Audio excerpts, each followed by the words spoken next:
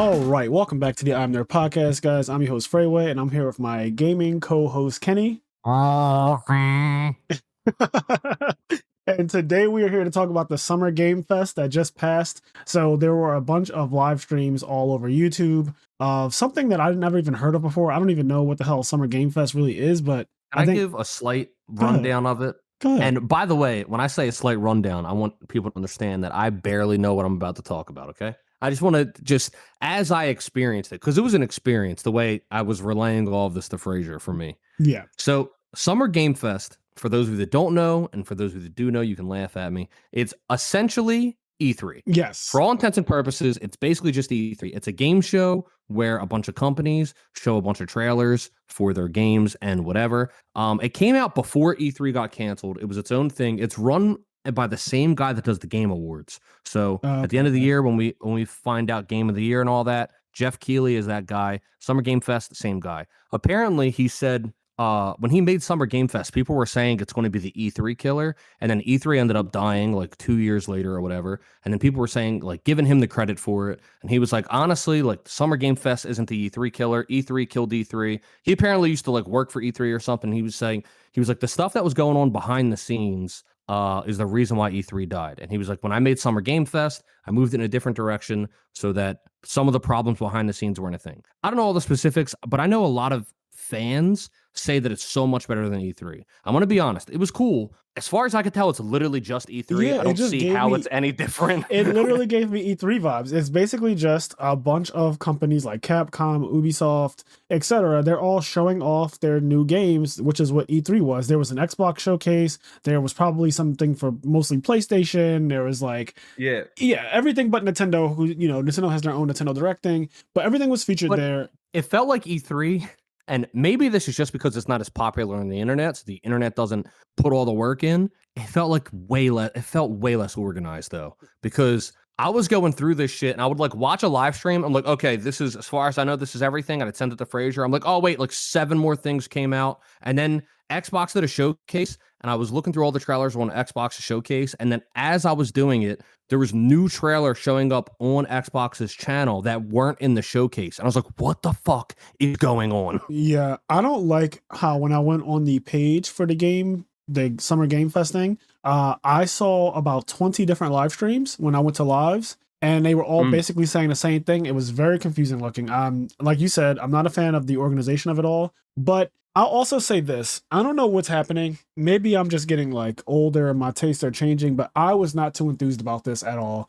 I watched every single trailer that you sent me. So to give some context, Kenny went through and scrubbed for all of the trailers that he thought we might find interesting, because me and him basically have the same taste. Like, we're not going to really cover first person. There was like shooters. Shooting games. Yeah, I didn't send Frazier any shooting games. And even then there was like some game, like there was some stuff where I was like, this is kind of on the fence too, but I just sent it so that they would be there just in case Frazier would. But generally the things I sent, I think were like, these are at least somewhat interesting and I could have something to say about it. And then there was some stuff where I just like didn't bother sending it at all. And then there was other stuff that came out throughout the weekend, and it was just so much stuff that I couldn't possibly get to it all. So I'm just ignoring some of this shit. Yes. So he scrubbed through, and like a pal, he sent me a link to every trailer that we may or may not talk about, the things that may be interesting. And I thought that was really cool because I didn't have to sift through. Literally, some of the live streams were like 6 hours long. And apparently 12. The Xbox one was 12 hours long. Which is wild because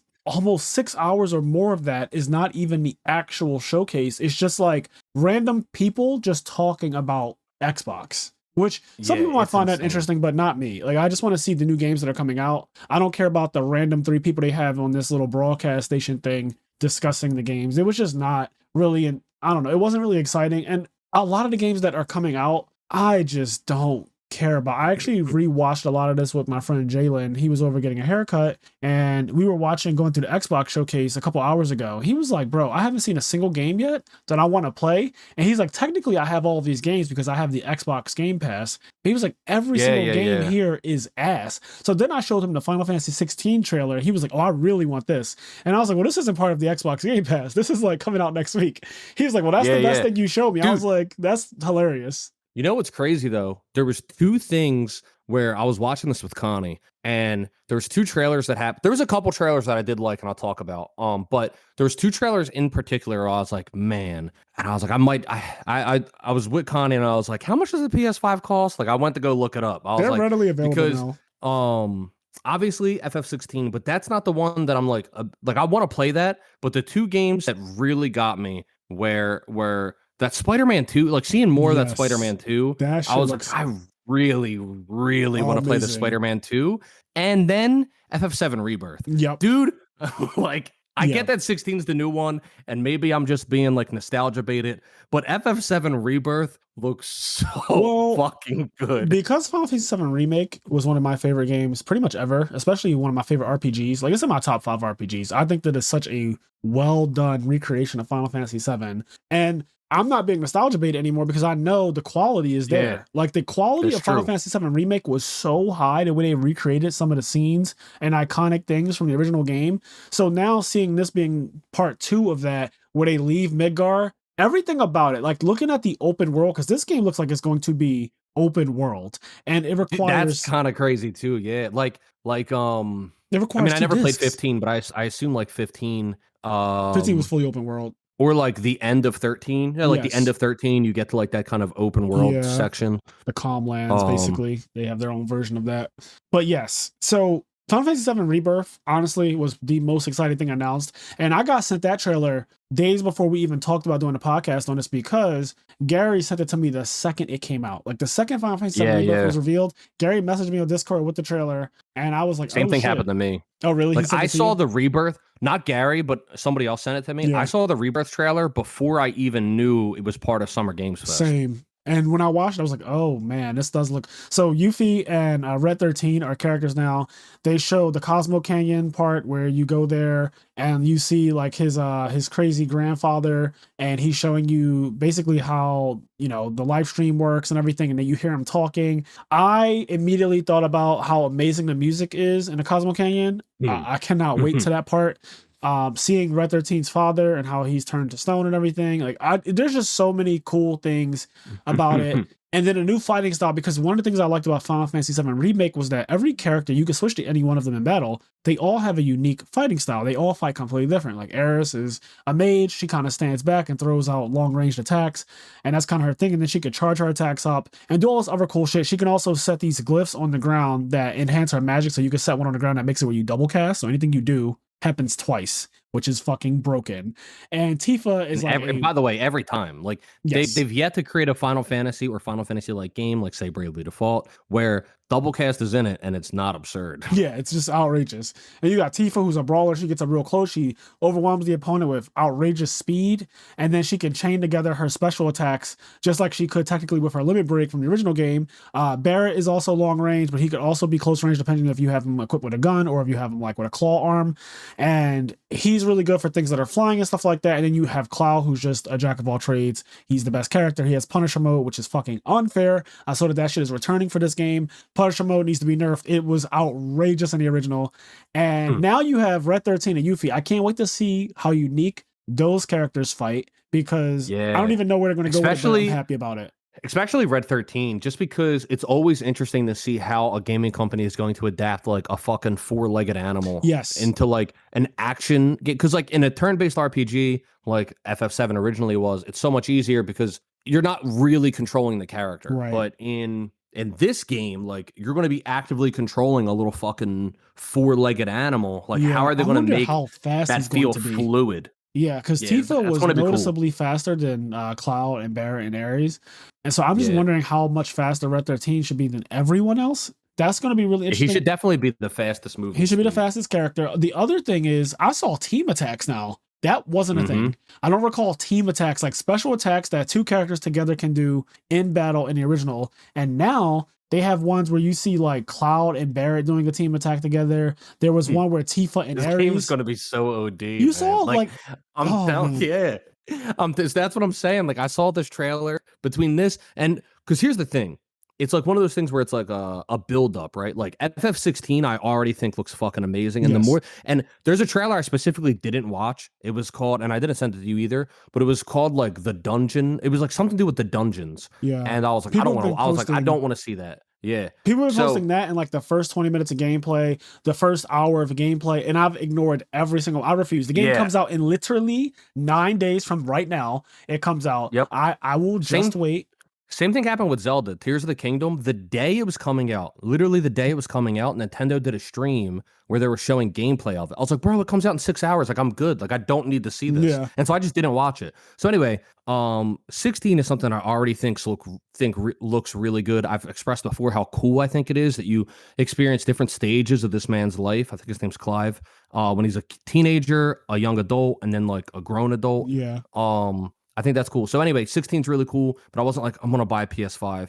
And then like the more I see of Spider-Man 2, the more I'm like, this game looks so fucking Spider-Man fun. 2 looks wild. Like it looks so fucking fun. And then like FF7 Rebirth, and it's like, and me personally, I never got to beat FF7 Remake. I mostly just experienced the game through Ant streaming it. So I saw the whole game. I watched the whole game get played. I was there for all the cutscenes. I experienced the whole game, but basically through a stream and me being part of it, I didn't get to actually play through it all myself. Yeah. So I still want to do that, and then like also get Rebirth, which I assume won't come out on PC right away. So yeah, I don't know. It comes PS5 out early next year. It says so. 2024. I'm getting cracked. Cracked a little bit more. First quarter of 2024 comes out, but yeah, you're definitely getting cracked. And that's what happens, right? I mean, like I said, all we got to do is announce a Monster Hunter basically for like PS5, Xbox, whatever. And I'm pretty much sold. I mean, I already have a PS5, but it's just sitting here on my desk. It's been sitting here since November, and I haven't really turned it on in 2023 yet.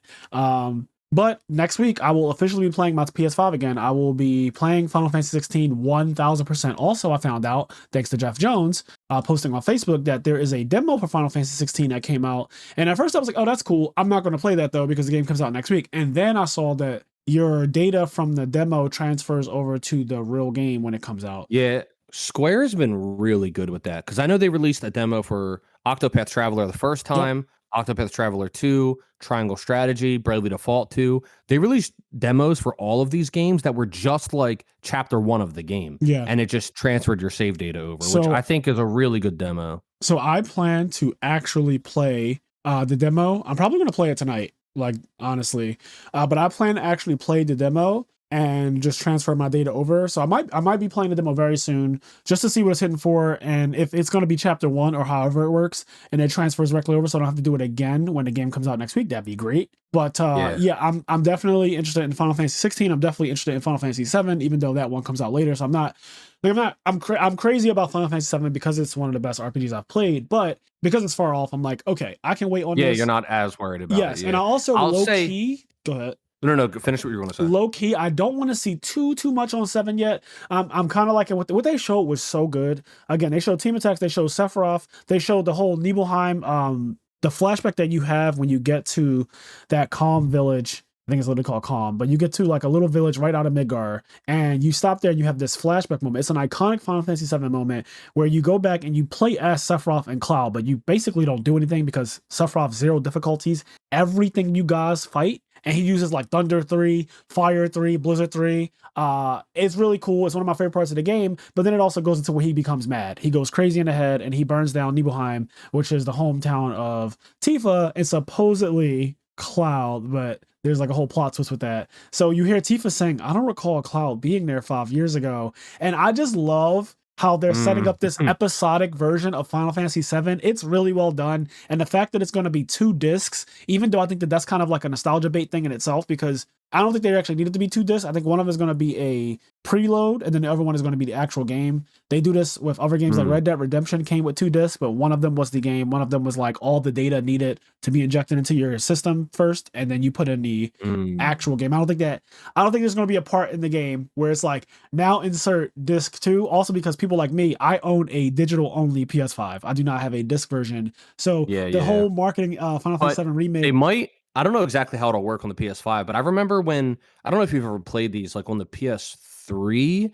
when they released like FF7 and all those games on the PS3. I remember I went through FF7 again on my PS3, and you get to a point, and I went through FF9 and 8 on my PS3.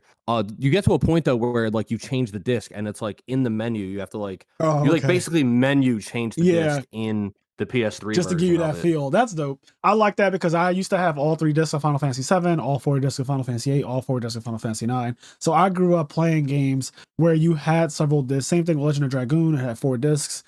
Some of them did it well. Some of them didn't. Legend of Dragoon sucked in the sense that the game was great, but here's one thing that I did not like about it. I'm just going to go on this little tangent for a second.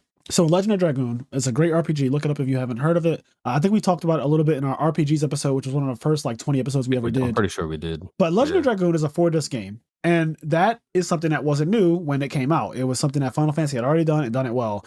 What I did not like though was that when you went to certain towns, it would be like insert disc 2. And that is wild. Wow. So you're on disc 4, you're at the end of the game basically, and you can free travel to anywhere. And it's like you step into this town and it goes insert disc 2. That is just crazy. Like that is actually crazy. That's so insane.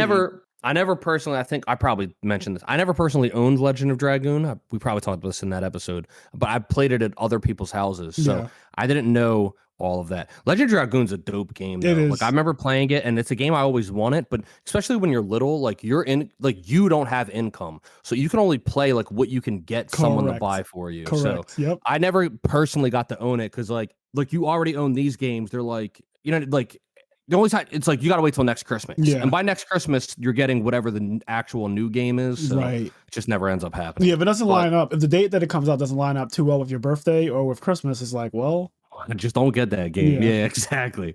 So anyway, all the Final Fantasy stuff looks really cool. I'll say this though. I guess we'll just stay on the Final Fantasy block before we move on. They showed the Ever Crisis trailer again, and I got baited again because I forgot that's the phone game, right? Yeah, it's the phone game. It looks good though. Dude, it starts off with fucking Sephiroth and shit, and he makes a call to Genesis, and it's the fucking hypest shit ever. And then it's like iOS and Android, and like my fucking heart drops a little bit. And then they show the fights, and when you're in the combat, it looks like PS fucking 4. And then you run around, and I'm fine with the DS graphics, but like it's such whiplash because it runs around with like Nintendo DS graphics legit, and then it goes to Nintendo DS graphics to fucking PS4. It's such a whiplash.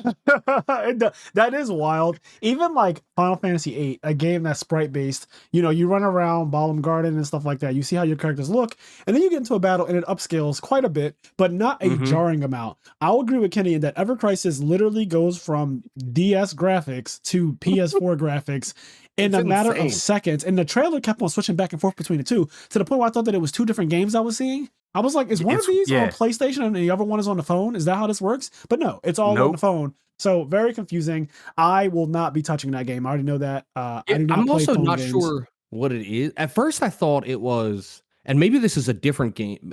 At first I thought it was the Crisis Core remake, but maybe that's something else. Because from what I saw, that was not the Crisis Core remake. It didn't look like Crisis Core. So I don't know. Maybe it's a completely original game with its own story. I honestly, I'm not. They try to fill in gaps, is what they've been doing, and I don't know how I feel about that. It reminds me of what you guys told me. You and Anthony told me about Kingdom Hearts and how they made canon things happen in phone games and these side games that pretty much no one really like. I'm gonna say no one knew about them, but no one really played them or just like wanted to actually invest in getting these side games. So they kind of just like parts of the actual story that's important to understanding what's going on in a phone game. They're putting it in a phone game, which is so ignorant to do in my opinion. Make phone shit non-canon. Like honestly, it's just not. I agree. Don't put canon stuff in a phone game. Things that are integral to the storyline. Thank God I do know the storyline of like Final Fantasy 7 and basically what precedes it with Final Mission and stuff like that. I've seen animes. I've seen so much surrounding Zack and Sephiroth and Cloud and him being a clone and all of the stuff. I rewatched that little anime OVA so many times because I remember back when YouTube was an anime website. Some of you guys might not know this, but YouTube literally just any anime you wanted to watch, you could watch on YouTube. That used to be a thing. It's crazy that is just not a thing anymore. Yeah, it's not. I watched that not Ever Crisis. Zero. I forget if it was called Zero Mission or Final Mission. I forget. But that little anime OVA, I watched 100 times on Yep. YouTube. Yeah, really, really good. And I will say this. So it's funny you brought up how YouTube used to be anime. YouTube used to also be AMV heaven. AMVs don't really exist like that anymore, but we were talking about an AU this past Thursday at our locals. We were playing. So I bought a portable monitor. I don't know if I told you this, Kenny, but I bought a portable monitor like 2 weeks ago. I spent like $300 on Amazon, and I got this 17-inch monitor that I just carry around now. So I brought it to AU so that we could play Smash Bros. So we've been playing Smash every week at AU instead of playing Edison. And, you know, people play Edison and then they like stop and they want to play Smash Bros. That's what we've been doing. So I was playing with Veda, and we were talking, we got on a topic somehow of AMVs and how like Breaking a Habit, all the Linkin Park, all the Evanescence, all the Naruto versus Neji versus the Spider Guy, Sasuke versus Naruto, how we all grew up watching those videos of like Rock Lee versus Garo, the AMV. Like we just started singing the AMVs and just talking about how we all tried to like at one point make an AMV, and the one guy Felix was like, I literally made some myself. But yeah, really, really cool time and then nostalgia. It came full circle with AI. It came full circle. I don't know if you watched that video I shared. Well, I listened to the first 15 seconds of it. Then I was like, I can't do this. This is unbearable. Fucking AI voice cover of Vegeta singing "The Boulevard of Broken Dreams" by Green Day, which used to be a AMV of, you know, Vegeta going Super Saiyan for the very first time, and you hear that song in the background. Now it's Vegeta just singing the song. That's so funny to me. So that's where we are now as a society. That is where we are. Yeah. Anyways, okay, so that's all the Final Fantasy stuff. That's the exciting stuff. I'm not going to go in order. But I will say I did see a game here. Sonic Superstars was revealed, and I've been thinking about what is wrong with the Sonic genre. What's been wrong with it for like the last decade? So there's two ways to go about this. You could either go back to the original Sonic, which was a side-scrolling like platform game that was really fun, and that's what I grew up on, and I loved it, and it had really good music, right? And that was like the original Sonic the Hedgehog 1 and 2 for me. That's what I think about of like peak Sonic. And then the other Sonic that I love is Sonic Adventure 2 Battle, like that whole but that was mainly for Child Garden. But I did also like the game. I like the levels. I like the game was fun. The game was fun. The game was genuinely fun. I like playing as Shadow. I liked his attitude. All the different levels, the way they all had to be done differently. So the ones that you did with like Knuckles and Rouge the Bat, you had to do them where you would find things. You had to find like 3 crystals, and that's how you completed those levels. The ones with Sonic and Shadow were literally just a typical stage where you kind of run as fast as you can to collect things, and then you finish it. And then you had ones with Tails and Eggman where you shoot your way through a bunch of obstacles and you get through it that way. So I like that every stage had like you play through all 3 of the characters, and all these different types of skills were needed to complete it. And that was really, for me, Sonic Adventure 2 Battle was an amazing game. And then a Child Garden stole hundreds of hours of my life. That game is a prime example. That game depresses me when I think about it, because it reminds me of a time where I had the amount of time I had, I'll never have again. Yeah. Because I think about how much fucking time I put in the Sonic Adventure 2 Battle and like replay, because I would replay all the stages because to unlock more stuff for the Child Garden. Because it was like it all played into like I love the Child Garden doing, and the game was fun too. So I'd play the game, beat the game, and then I'd replay like every stage all these different times to get certain things I needed for the Child Garden, to find certain stuff. And then there was even a kart racer mode in that game where you could like do basically Mario Kart. And then there was the actual there was so much in that fucking game, and I don't like so many fucking hours, like hundreds on hundreds of hours. Literally I played hundreds that game, of hours. It's like, fuck, man. Yeah, well, now we have responsibilities and we're adults. But Sonic Superstars went back to the original like Sonic 2 side scrolling, like classic Sonic. Yes, with just updated graphics, and I'm not mad at that. I don't mind that. I don't really know who their target demographic is for that, because I don't know if kids really play those kind of games anymore. Kids have Fortnite now, and they have Roblox. Sonic Superstars, I feel like, would be marketed to like me and you, Kenny, like, because that we grew up on Sonic, the side-scrolling thing. It's weird. So I think that game is. Here's what did you ever see or play Sonic Mania? No, I don't think so. Sonic Mania was basically a classic Sonic game, but it wasn't made by Sonic Team. It was made, as far as I understand, it was made by like a fan. Most of it was made by a fan. And then I think he presented it to Sonic Team, and then Sonic Team picked it up and then like brought him in, and then they finished the game with him. And then that game got released, and it was like the most well-received Sonic game in like ages. Yeah. But it's like a classic Sonic game. And then, they continued to make like their other Sonic games. The point I'm getting to is I agree with you where I think especially classic Sonic and this Sonic Superstars, I think this is targeted toward our age group, and our children and little brothers. Like, because I Yeah, think, and I could be wrong, but just what I've seen from kids in general, the only kids that like things like Sonic are the kids where if it's directly introduced to them by their dad or their right. big brother or mom or big sister or whatever, like kids on their own, from what I can tell, aren't really picking up and playing Sonic. Yeah, they're only going to get Sonic when we give it to them, and then they're going to get Fortnite if they go looking for games on their own. They're just going to end Yeah, up on Fortnite. whereas like Pokemon is still such a cultural like Pokemon without me having any input. All of my little brother's friends all play Pokemon. They're Yeah, all and like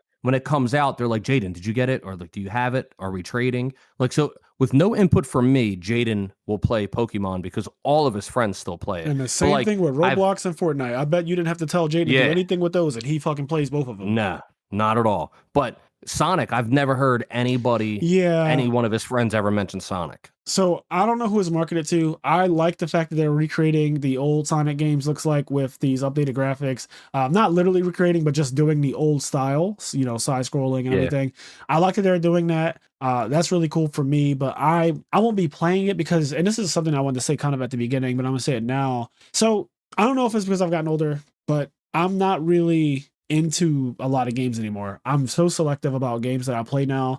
There are so many things now that the world is doing with the nostalgia thing, and this is like movies, this is with TV shows, and it's also with games. So like Mortal Kombat is being rebirthed as Mortal Kombat 1, and this is one of the Yeah, trailers. did you hear? Wait, did you see the Mortal Kombat 1 overview where Ed Boon, the creator, talks about it? No, I saw the trailer, but what does he say in the overview? So I think so I, I did I linked that click one on to you this? too. Yeah, I linked it to I might you, have but clicked on it. it's where he just kind of describes what Mortal Kombat 1 is, right? And there's a part where he describes, and I laughed so hard because it's such nonsense. He's like, well, because they asked like, why is it called Mortal Kombat 1? The last game was Mortal Kombat 11. If anybody doesn't know, there was like this big fad in gaming where like every series ever got rebooted to like it being the first one again. Anyway, Yeah. Mortal Kombat's doing that now. And so Ed Boon describes it and he's like, well, if you played Mortal Kombat 11 and you got to the end of the story mode, you would know that Liu Kang has become a fire god. When he became a fire god, he recreated the universe, and that's why it's Mortal Kombat 1. Okay. I was like, what the fuck is going on? Right. I'm glad that Liu Kang is a fire god. I did see that in the trailer. When he comes to the one guy, he's like, "Who are you?" He's like, "I'm Liu Kang, the fire god," and then he fucking does a fire uppercut on the dude or whatever. I like that Liu Kang is a god now. I always liked Raiden, whatever. But like, I don't know. This is another one of those things that I feel like they're trying to get my nostalgia dollars, and it's just not going to happen. I grew up playing Mortal Kombat. It was the first fight game I've ever played in my life, I think. My dad used to play with me. He used to kick my ass. I would ask him how to do certain moves. He wouldn't tell me. I had to figure them out on my own. I lived in that kind of household. It made me very competitive as a person, which still translates to this day. So yeah, this looks like a cool game, and I know people. The Mortal Kombat looks fun. The gameplay looks fun. Yeah, they're gonna love it. I'm gonna probably get it on sale. Like I know I'm probably not gonna get it day one. But like same with Street Fighter 6. Just as a side note, Street Fighter 6 I actually think does look really good, but I'm just not in the Street Fighter mind space that I used to be, like when I was playing Street Fighter 4. So I don't care that much about it, but I do think it looks fun, and I do want to play it. I do want to play it. So I'm gonna wait till it goes on sale. Also, I'm gonna wait for Balrog to come out because Balrog's not in the game. I'm hoping he'll be DLC. He's my favorite Street Fighter character, so I'm gonna wait for it to go on sale. He's also and for black, Balrog to be and the announced. new Street Fighter game is all about black people. Like I don't know what the theme of it was, but pretty much half the cast, if not more, is just straight up black people. Like one of the best characters' name is DJ. The girl Kimberly the ninja. Kimberly is so fucking cool. She like her outfits are so cool. Yeah, she's really dope. She's like a graffiti ninja or something. I was watching some gameplay with Veda and Felix over the weekend, and I ended up seeing her play, and I saw DJ play, and they were telling me why DJ is considered such a good character. Like he's kind of like, from their perspective, he's kind of like the best character or one of the best characters, but he does what looks like the same style as Eddie Guerrero, like not Taekwondo, capoeira, like a mix of capoeira, but also like his own street style, basically. And he has these cool mix-ups. Real quick, I just want to say something that was awesome, like awesome, so fucking awesome that Fraser just did. It was a mistake, but it was the best mistake ever. Because you said Eddie Guerrero, which is a wrestler, and you were talking about Eddie Gordo. But I fucking love the fact that your brain went to Eddie Guerrero. Like I love that. Well, I grew up on WWF before it became WWE. And yeah, I'm a big wrestling fan, at least when I was a kid. So yeah, Eddie Gordo, I guess, is who I meant to say. But yeah, Eddie Guerrero, Eddie Gordo. But yeah, this character DJ looks really cool. And I saw the game and I was like, oh, it looks amazing. There's this other character. It's a girl. Her first 3 letters of her name are Man. She's very strong. Yes. I think her name's or I don't fucking Is actually I don't Manon? Minot's someone. Yeah, it's Manon. Minot is the really cute like cat girl from Street Fighter 5. Right. Yeah, you're talking about Manon. That's right. Yeah, Manon is just a funny name because so she's a strength type. I was asking them like, what does that mean? They have characters categorized by what type they are. So they have like tricky, strength, standard. And anyway, so Manon, which is a girl, has a very diesel body. She's very cut. And then when you're on a character select screen, she does like this move because they just move around. She does this move where she kind of like puts her butt towards the screen. And it is the most muscle bubble butt I've ever seen in a game. They go ham on the cakes in this game. Yes. In Street Fighter 6, the cakes go ham. Was it me and you who were talking about the fact that they banned someone from picking Cammy's beach outfit at the Capcom showcase thing? In Street Fighter 5, I don't remember if it was. I think it was Armika. Okay. I don't think it was Cammy. I think it was Armika. But yeah, I'm pretty sure one of the outfits were banned because of like the acid. Yeah, which was so wild to me because it was at Capcom's actual event, and there's one guy, one of the top players, I forget which one, but he played with that outfit. That was the one he picks, and he's like, "Well, this is not a mod. Like, this is part of the game that you guys programmed. This is an outfit that you guys programmed in, and now I'm being told I can't pick it." I think that is just so insane to me. But yeah, when I looked at Manon on the character select screen, she does like all these weird movements, and one of them ends up just showing her butt, and it is so the amount of fabric that is in her ass is ridiculous. Like her shorts are straight up being eaten by her actual ass cheeks. It's unreal. So if you're interested in looking at that, crazy, just go look up Manon on YouTube. You'll see exactly what I'm talking about. It's very detailed. Like she looks wet or something. I don't know. It's wild. But yeah, Street Fighter, Mortal Kombat 1 is what we were on. Yeah, so yeah, Mortal Kombat 1, I think it looks cool. I'm actually pretty impressed by it. It's the most interested I've been in Mortal Kombat in a really long time, but I don't think I'm going to be getting it right away. Same, like I said with Street Fighter 6. It's probably an on-sale type of game for me. I wonder, is Mortal Kombat 1 at EVO this year? The EVO lineup didn't get announced yet, right? Yet it gets announced in this. I mean, I guess we're in the summer. No, I think it's announced. Probably not. It's out. Probably not. Street Fighter 6 is one of them. Guilty Gear Strive, Mortal Kombat 11 Ultimate, Tekken 7, The King of Fighters 15, Melty Blood Type Lumina, Dragon Ball Z. Oh yeah, Fighters. Mortal Kombat 1 doesn't come out till September, so it comes out after EVO. So that explains that. Dragon Ball Z Fighters, Ultimate Marvel vs. Capcom 3. Oh, that's right. Marvel vs. Capcom 3 is coming back to EVO this year. So they do have a lineup. I'm always disappointed because Smash is not a part of it, and Smash used to be. And then I realized that it's not because EVO doesn't want to have Smash. It's actually just it literally just doesn't want it because it's so weird. Because Smash is by far the best performing game at EVO. Yeah. Besides Street Fighter. Yeah. And Street Fighter is mostly, and even then, there's some years where I think it performs better than Street Fighter. Like no other game performs as good as Smash at EVO, other than Street Fighter. That's why I'm so disappointed that somehow every year just kind of gets shunned, and that doesn't make sense to me. Like Smash is still one of the biggest fighting games in the world. If it's not number 1, it's number 2. So it's just like, what are we doing? You know, like what are we doing? Why is Smash not a part of your lineup? But I hear that there's like issues with Nintendo and all types of other stuff that prevent them from having it there without going through a bunch of legal issues and fighting with a company that they don't really want to go back and forth with. So it's all nonsense. But the one more thing on Street Fighter 6, even though I know we were. Anyway, I'm done with Mortal Kombat, so you can talk about Street Fighter 6, and then we can. One more thing about Street Fighter 6 is they announced. I don't remember where they announced this, but it was somewhere in the Summer Game Fest. They announced the Street Fighter World Tour this year, and there's $2 million, I think, in the prize pool. First place gets $1 million, and then the other $1 million is divvied up across the rest of the places. That is but first insane. Place gets $1 million. That is insane. That is just insane. I don't know what else to say. I picked the wrong game. That is fucking insane. $1 million to first is in. I don't know if any other video game has ever done a prize where an individual person is going to get $1 million, but that is fucking incredible. Especially because it really is. That prize is basically only up to a couple people have the ability to actually claim that prize. There's like 5 humans. Very small bucket. Yeah, there's like 5 people in the world who basically that prize is marketed to them, and everyone else is fighting for second through whatever. You got like Sonic Fox, you got Justin Wong, you got all of those guys, right? That's it. Like there's like 5 people legitimately who have a chance to actually win that, and then the rest of them are like fighting for second and whatever is after that. That's so wild. Big ups to Capcom for like I will say this, man. Capcom, even though like Fraser said, we're not going to be going in order. We're jumping all over. Even though the Capcom showcase this year I thought was kind of weak. I don't think it was the strongest thing I've seen. I agree. There was some stuff in there that I liked. Specifically, I'll just say it. The thing I liked the most was the announcement of another Ace Attorney trilogy remake. It's a remake. Those 3 games already exist, but those 3 games almost never get reprinted. Whereas the first 3 Ace Attorney games get reprinted on everything. It's like fucking Skyrim.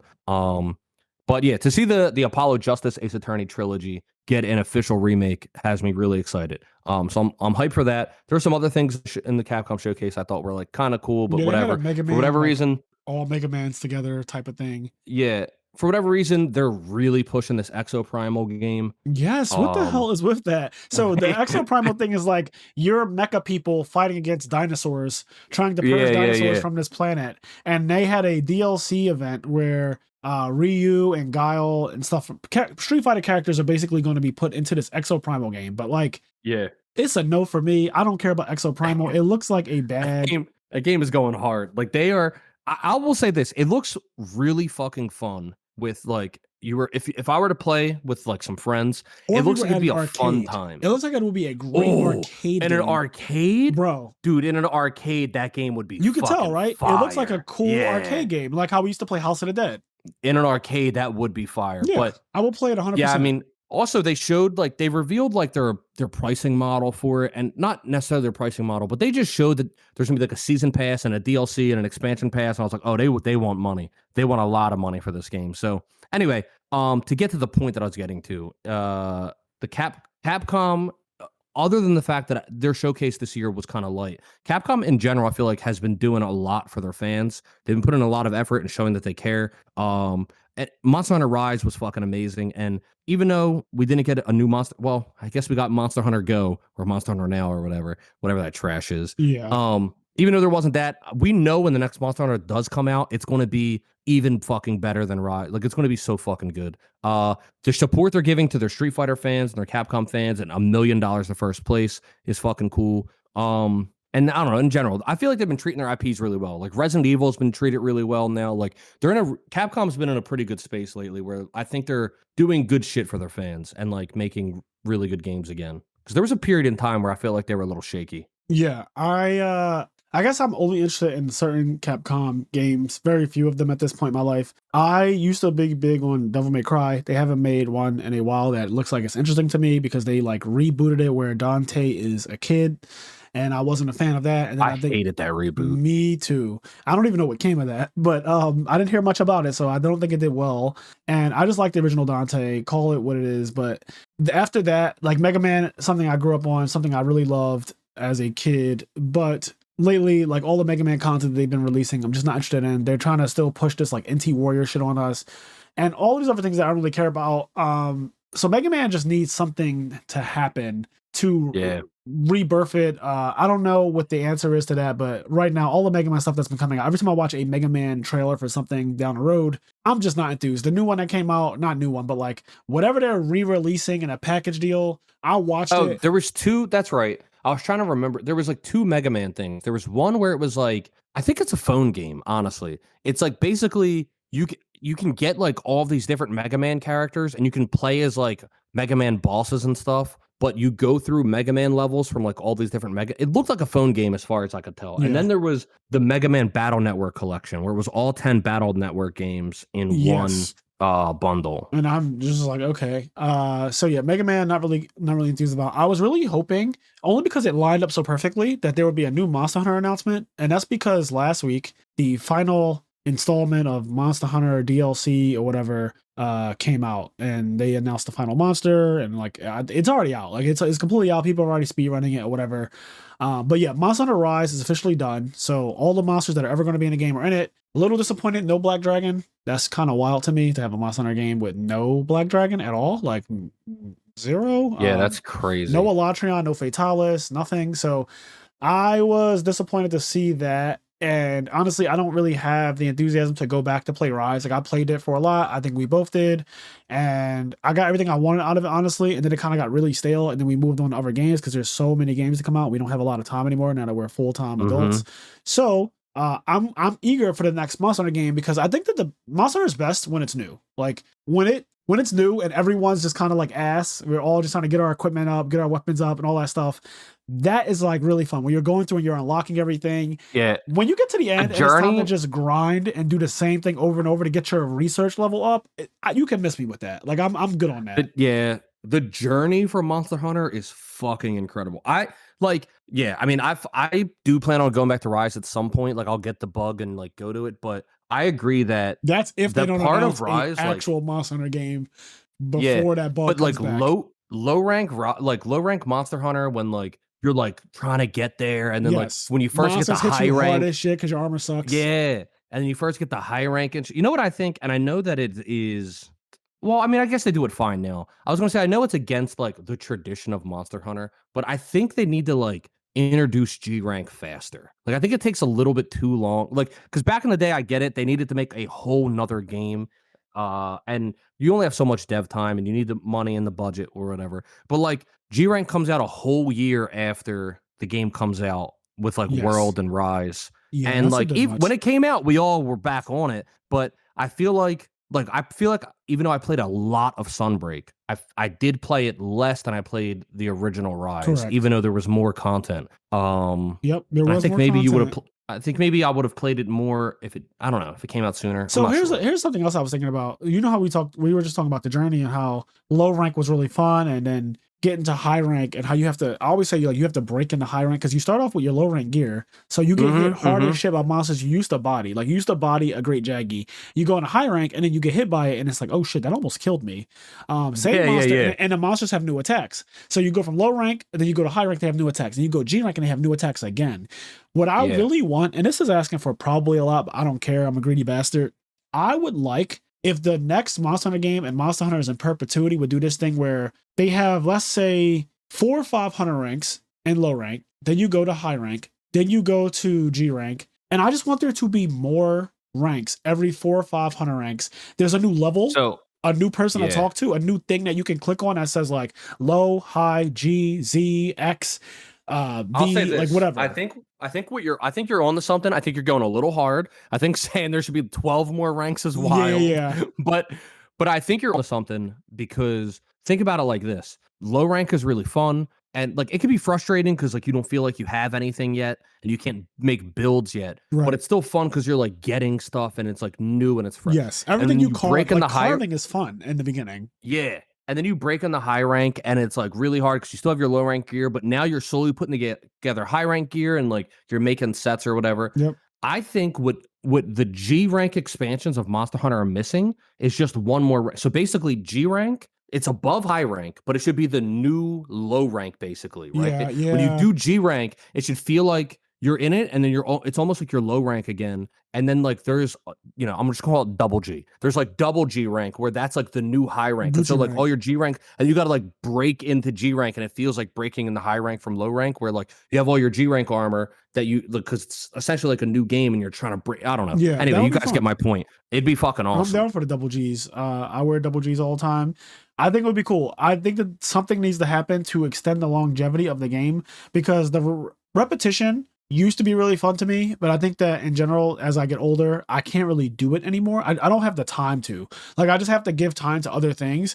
So as much as I would love to sit there and grind for talismans, it's like, bro, it's only so long I'm going to do this before I'm just bored. That's the other thing. Bored. I think they need to, if they just need to vary what you're grinding. I'm fine with grinding. They just got to vary what it is I'm grinding for a bit better. Yeah, it's hard. Yeah, it's a hard balance because I want new stuff like Gold, Silver, Rathalos. That was really cool. Gold, Silver, Rathalos, and Raytheon. The Moonlight, Nargacuga, all of that stuff was dope. Like when that stuff came out, I would Flame and Espinas, all that. I was like, oh, this is actually insane. Like I like this type of stuff. I wish it came out sooner. But I do like that type of stuff, but it needs to come out faster, like you said. And something, I don't know how, but the longevity of that game, of World and Iceborne, they did such a good job of extending the life of it and made it where you had to come back like every month Well, I'll say this, and this is somebody who didn't play World, but based on a lot of discourse I saw between the two games, people are always arguing which one's better and whatever. But there is one thing I think World, having not played it myself, but based on what I heard, definitely did better is that a lot of times when different events happened, like every monster had an armor, or like there was Yes. an event that had something to work toward. And basically they did like a comparison where a lot of the new armors that were in Rise were like DLC armors or something like that. Whereas like in World, you could just like fight monsters for them Yeah. and get like exclusive parts to make like random new armors. So Correct. like it'll be an event Rathalos, and this event Rathalos will drop whatever to make some event armor. But in Rise, that same armor is just DLC that you pay for. Yeah. And that's kind of lame. I don't like that. And World, they also did this thing, and some people don't like this. I didn't mind it, but they shook up the meta like every month. Every month there will be a new monster that comes out. It would be like Raging Brachiodos, and that would be a fucking crazy armor that you would use like 2 pieces of. And it would be so ridiculous because the way it worked in that game is you put on 2 of the pieces and you get a bonus for wearing 2 of the pieces.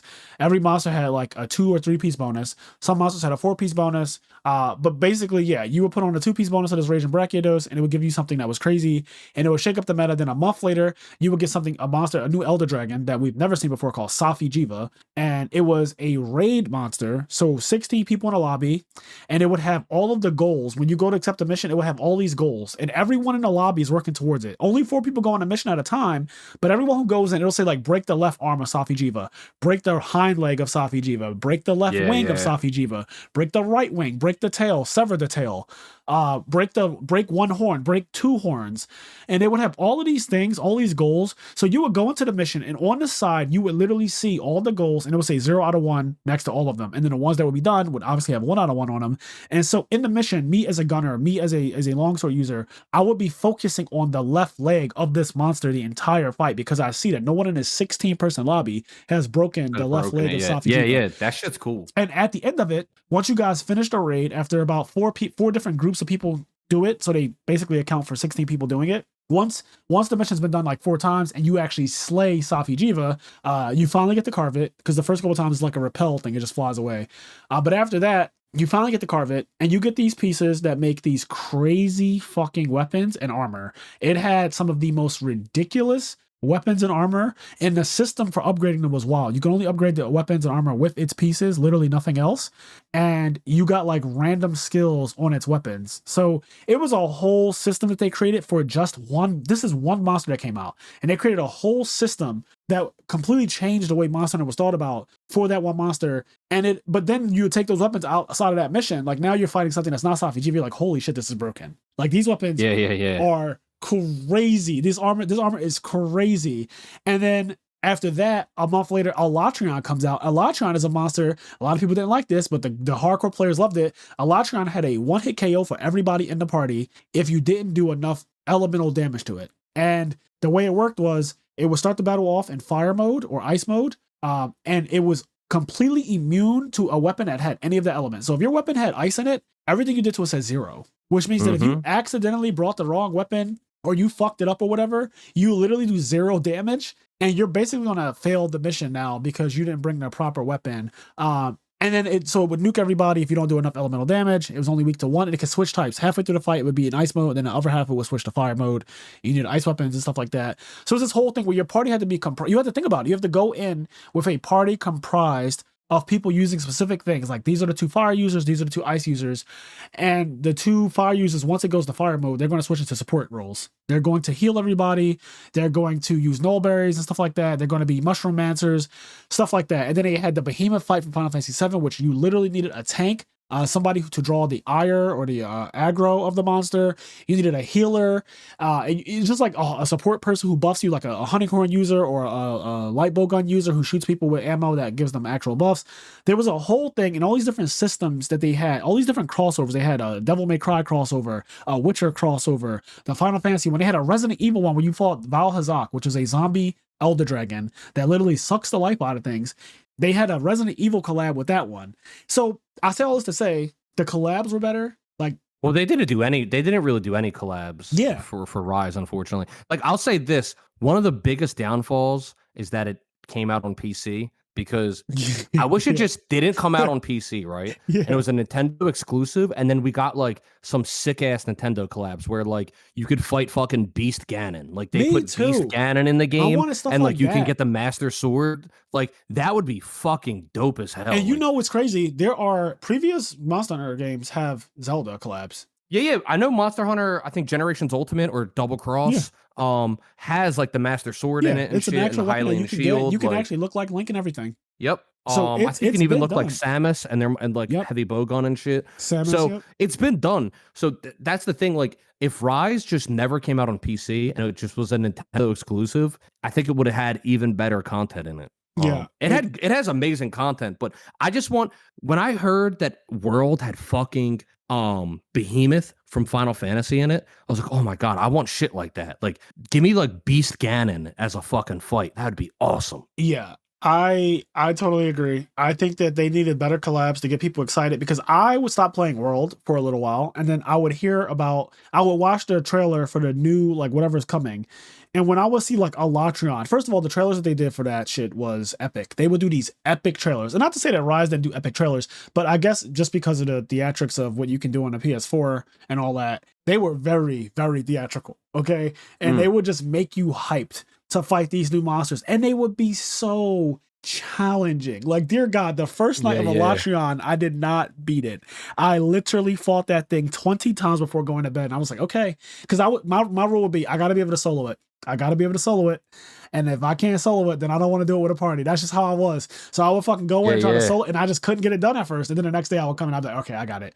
But yeah, very challenging, very fun. I love that, man. Yeah. It was I love that. It just reminds me of Kingdom Hearts. I need a game, by the way, like Monster Hunter or whatever. I would love a Monster Hunter, but like the gameplay's like Kingdom Hearts. I know that's a little too OD. I don't know how you keep track of all of that. But I need some OD. I would love a game like that. Yeah, I'm a big fan. But anyway, so yeah, I say all of this to say I was disappointed, because Rise is now officially completed this week. I thought it was perfect timing that Capcom had a showcase this week, because I was like, oh shit, they're going to announce a new Monster Hunter in like 2025 or something, right? Because it's definitely not coming out in 2024. But I could totally see them saying like 2025, new Monster Hunter. And they just show like the bare minimum. They show like the wing of Rathalos open. You just see a wing go up, and then it's just like, Doom, Monster Hunter, Paradise. And that's all you get. They gave you Monster Hunter Now. What the fuck? You want to play Monster Hunter Now? No, I don't want to play Monster Hunter. That's the phone game. That's the Pokemon Go Monster Hunter. Oh my god! They gave you a trailer for Monster Hunter Now. Yeah. You don't want to play Monster Hunter Now? So it's a no. Yeah, no. I know a lot of people were excited, and I understand the reasoning for a Monster Hunter trailer. I was fairly confident we would not get a Monster Hunter trailer, only because, like you said, the Rise stuff did just end. But I think because of that, they still want people to buy it. Yeah, because it'd be crazy to be like. Push. Yeah, if you announced it now, who's gonna fucking want to play Rise, right? So yeah. So I'm not surprised, but I do think we're not far off from another Monster Hunter. Same. But anyway, moving on from Capcom, there is a game I want to mention that whether or not you found it, I want to just talk about it real quick. It was called Lies of P. That's the exact one I've been staring at the whole time. Lies of P, the one with Geppetto and Pinocchio. Bro, I thought that looked so fucking cool. Also, can we just talk about how sick the name Geppetto is? Dude. Okay, the trailer starts and there's like this fairy or whatever, and it's just like we need your son, Geppetto. Like Geppetto, we need your son or whatever. And I was like, wait, what? Like it just like was so cool. And then like I don't know, realizing, because my first time watching it, I didn't realize. It was my second watch of the trailer where I realized like the main character is Pinocchio. Yes. And like the game's called Lies of P for Pinocchio. And like and the gameplay just kind of looked fucking sick. Like, and also reminded me a lot of Nier Automata. Some of the areas looked like Nier Automata areas. Looked like that game. And oh my God, I don't know. Like I'm very excited for that game. I don't know much about it. I just know I saw that trailer and it just had such a feel to it where I was like, fuck, this is cool. And like being able to play as Pinocchio, and I don't know, something about it being put in this different anime setting. I was like, this is mind you, when we say Pinocchio, this guy does not look like fucking Pinocchio in a conventional sense. No, he doesn't look like a joke. He's not like this joke ass toy. Like, yeah, this guy looks cool as shit. Like the Pinocchio that you play as, he looks anime as fuck. And like he could do a lot of cool anime shit. This is not a little doll with like wooden arms and all that stuff. He looks way, way cooler than that.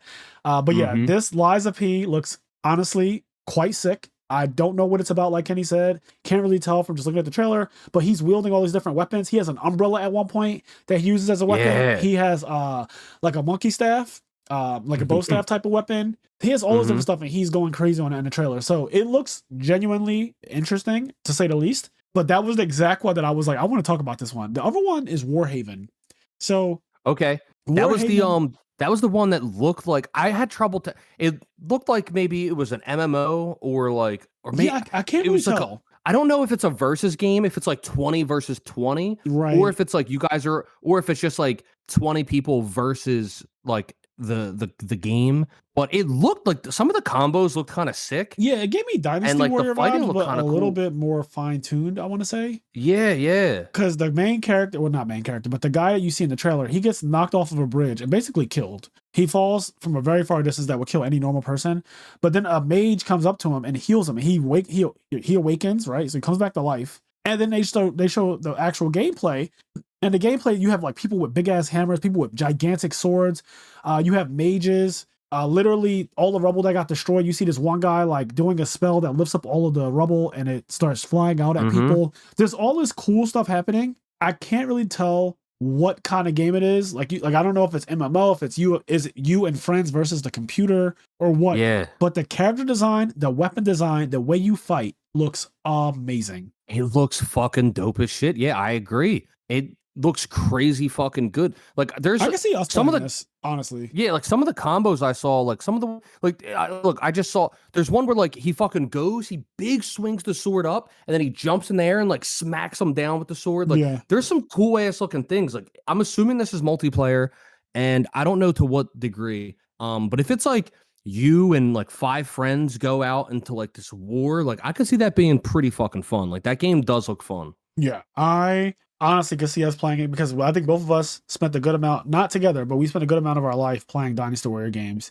So yeah, it looks very Dynasty Warrior like. What was something else I wanted to, I wanted to real quick mention I wanted to mention Sandland, and the main reason why is just because I'm sure you could tell the art is Akira Toriyama, Dragon Ball Z, and like I get so happy. Look, whether or not the game's good, I don't know. Obviously, I just saw one trailer. It looked kind of cool, but I'd have to see more Dragon of it. Quest vibes, definitely Chrono Trigger vibe. Like it has that art. Just the art makes me so happy. Yeah, I saw the robot. Like the robot looks like every Akira Toriyama robot I've ever seen. Yeah. I just loved it. I just loved the way it looked. Yeah, the main character is like this little pink Saiyan looking dude. He has like the Super Saiyan demon. Yeah, it looks really cool. I think that this game is probably going to be really fun, especially if you like Akira Toriyama art style.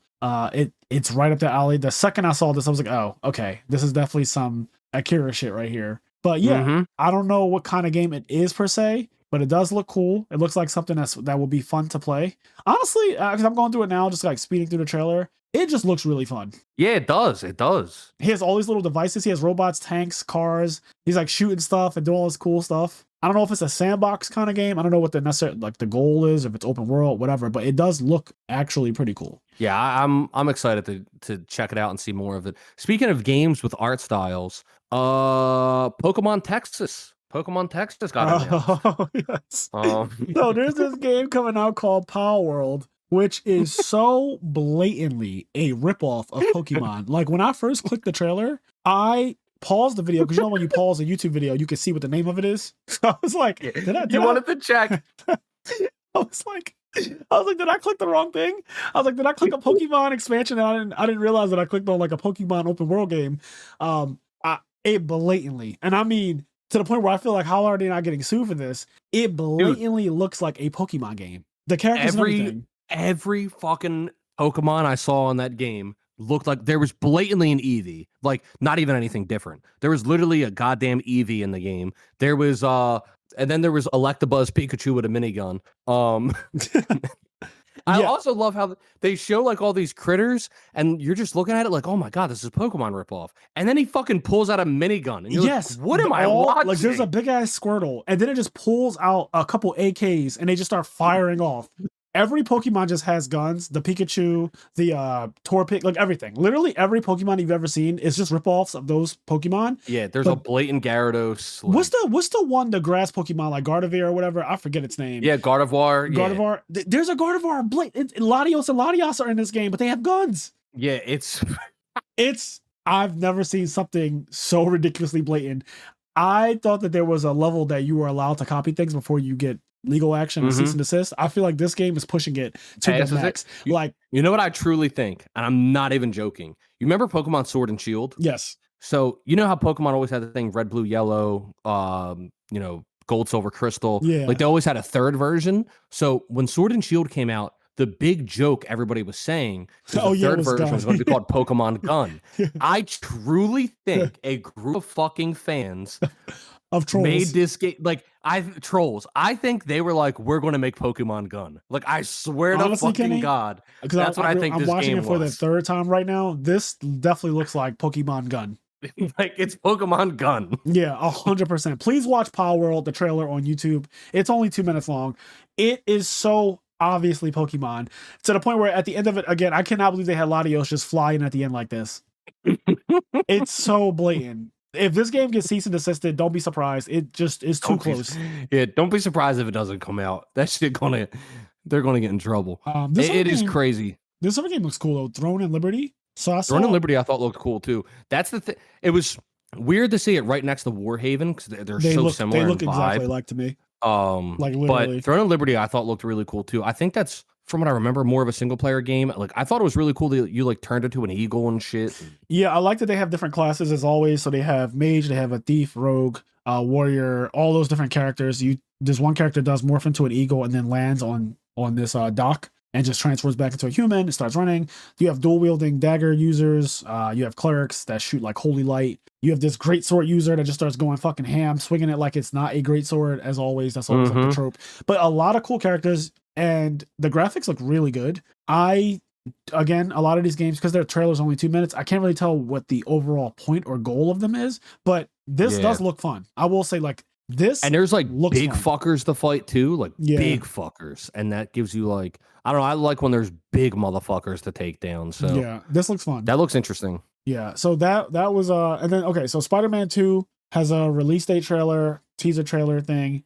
This was 3 minutes long, but yeah, Miles Morales and Peter Parker team up in this game. It's called Spider-Man 2 because there are two Spider-Men that you play as. Everything I've seen surrounding this game looks amazing. Then also having seen Across the Spider-Verse, just really well done on all of Miles Morales content. I'm loving it. I'm a big fan. I think I'm actually going to play this one too because I didn't play the first Spider-Man that came out on PS4 and all the other high-end systems, but I will be playing this one. I can say with confidence because I remember being left out of all the conversations last time, and it lasted for so long. I thought that it was like, oh, it'll pass, but then like the whole 2018, everyone just kept talking about Spider-Man, like everyone. And it was that good, man. It was. That game was so clean, and just so fun to run around and move in and play. And I think Spider-Man 2 is gonna do the same thing. Like, and not only like you're gonna have access. I don't know for sure, but it seems like you're gonna have access to like classic Spider-Man shit. You're gonna have access to symbiote Spider-Man shit, and have access to the Miles Morales Spider-Man stuff. So they're adding more boroughs, like more of the New York boroughs are in the game. And they did a great job mapping New York in the first game. So now that there's even more of the boroughs, like, it's going to be really cool to just fucking fly around New York. So, okay. There's another game, like a Dragon Gaiden. There was 2 trailers that you sent me for this. One of them... There was 2... So, I sent both. They both came out on the same weekend. I don't know if they're the same game or if they're different games. Because they have...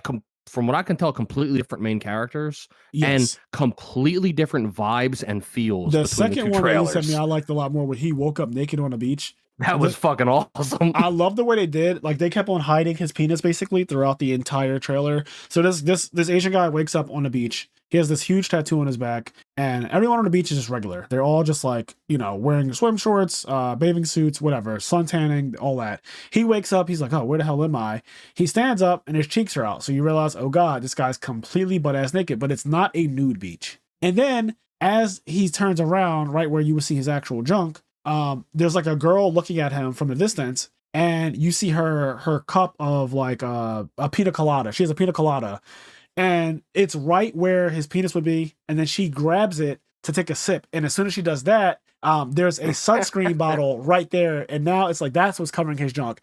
Then she like looks at him through her glasses, and right when she looks down to like where his junk would be, she kind of like lifts the glasses up off her face, so then you don't see it then either. Then he starts walking, and a little hermit crab starts walking side by side with him in a distance, and that's covering his junk. And it's like the whole trailer does really unique things to cover up the front of him, and then he notices that he's naked, and then he's like, what the hell? And he's like all embarrassed about it and stuff like that. And then people come over to him, and one guy's like, hey man, what's up? And it's like a whole thing.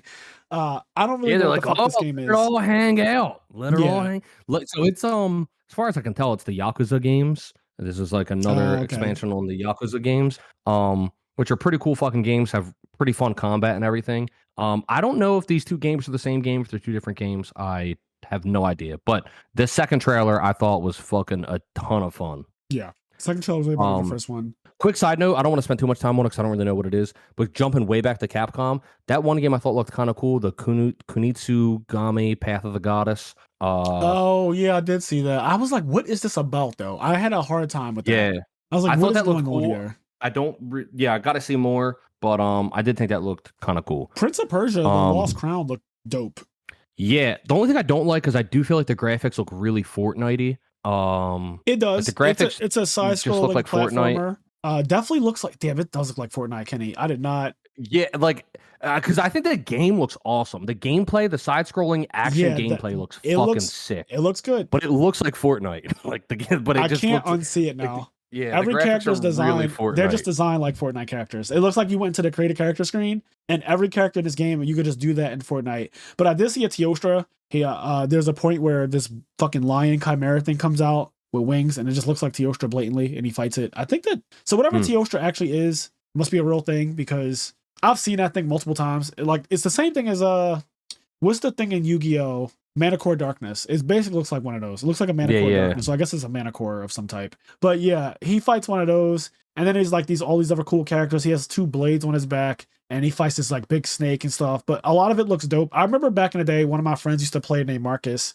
And I know that you can rewind time. The one he played was Prince of Persia Sands of Time. And when you would die, you could like press a button. So you would fall into spikes and die. And then he could press a button and rewind time, literally. And I don't know if this one has anything to do with like rewinding time or anything. I don't really see that. I think all of the Prince of Persias have to do with rewinding time. Okay. I think. Yeah. So it'll probably be present in this game as well. But this looks cool. Outside of the fact that it blatantly looks like all Fortnite characters, and I literally can't unsee it.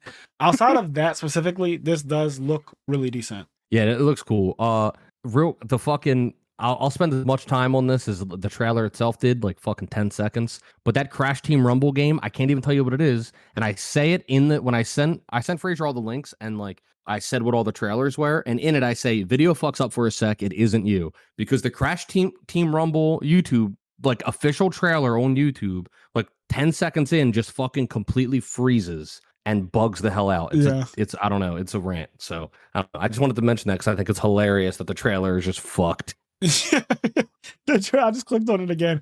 The trailer is so bugged. When I saw this though, when I tell you that this did not look like something I wanted to play, so I enjoyed Crash a lot as a kid. Like I enjoyed Crash a lot. I played all of them, and I literally beat them to 100% to get the secret. Like you fight a secret boss, and then you get a secret ending. I beat every single Crash to 100%. I collected all the crystals, all the gems. I went back to every level. I did everything you possibly could do, right?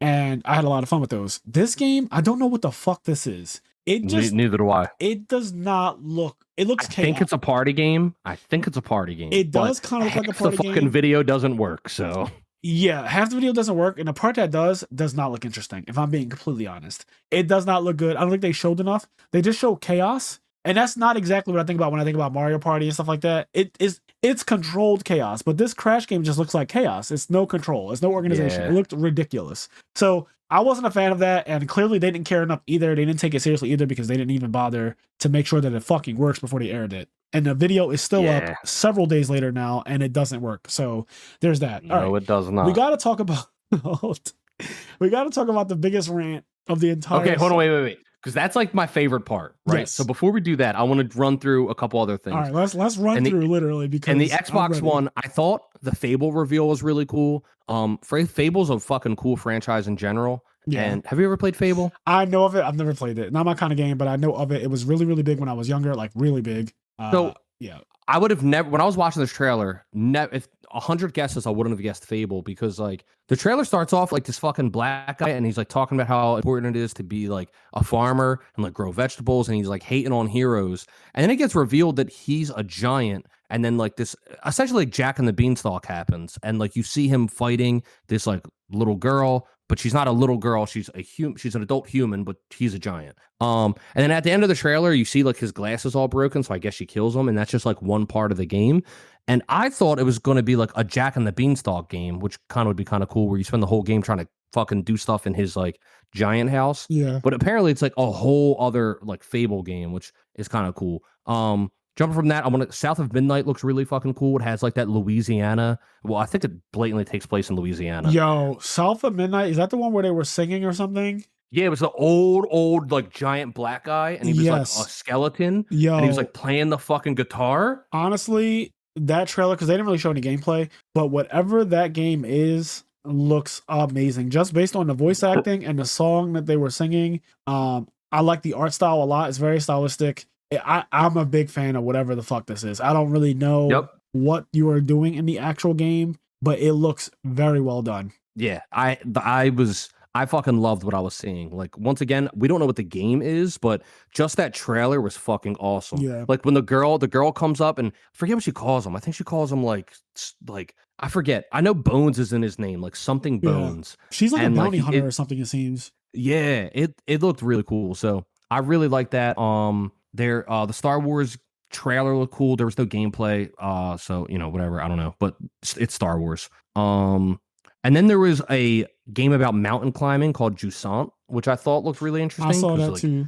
It's just like a game about climbing mountains or whatever. I think that could be kind of cool. It's that climb, and then it's that fall 2023, which I thought was funny that they like climb and then fall 2023 or whatever. And then before we get on to the star of the show, I want to mention there was Metaphor Re Fantasio, which was the most anime shit I think of the day. Like it looked so fucking anime. It's made by the same people that made Persona. There's also a Persona 3 remake that got announced. Yeah, but lots of Persona.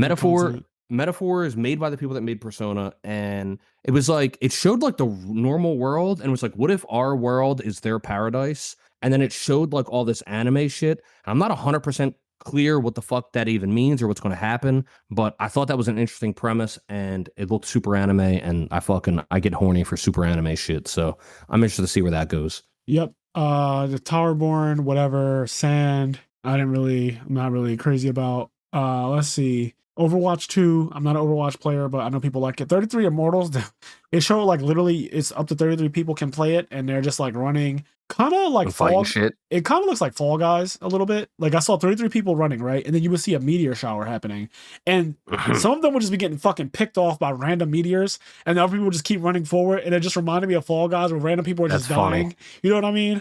Yeah. So it kind of looked like that. There's a Cyberpunk thing coming out that's like an extension of that. Did you want to say something? I think it's funny because the Cyberpunk thing is like that game was like unfinished forever, and this like expansion's coming out, and people are like, oh my god, it's so cool, they're adding this expansion. And my thing is like, oh, you mean they're finishing the game? Yeah. Like the game is like it was just a mess. But I want to say I just wanted to say that I still hate James Cameron in Avatar, and I think his new Avatar game looks like trash. Thank you, because you sent me these trailers, and I watched them, and I was like, me and Jalen were like, what the fuck is this? Like, why are we watching Avatar? I sent them. I'm so they look so bad. Yes. The world looks awesome. Like, I would love to explore that world, the world as does Link. Look awesome. Like, I would love to run around that world as Link. But I do Avatar. not want to be some shitty ass blue person. Yeah. Like, not also, the models looked horrible. Like, the actual models for the characters look fucking horrible. You could tell it's cheap. So you know how back in the day, like way back in the day, whenever there was a video game based on a movie, you could tell it was bad. It was just cheap, low budget. Yep. Yeah. While we saw cheap at the exact same time, frame for frame, it literally looks like a cheap. Even though, like Kenny said, the world itself, the budget went to the world, but the models looked trash. Yeah.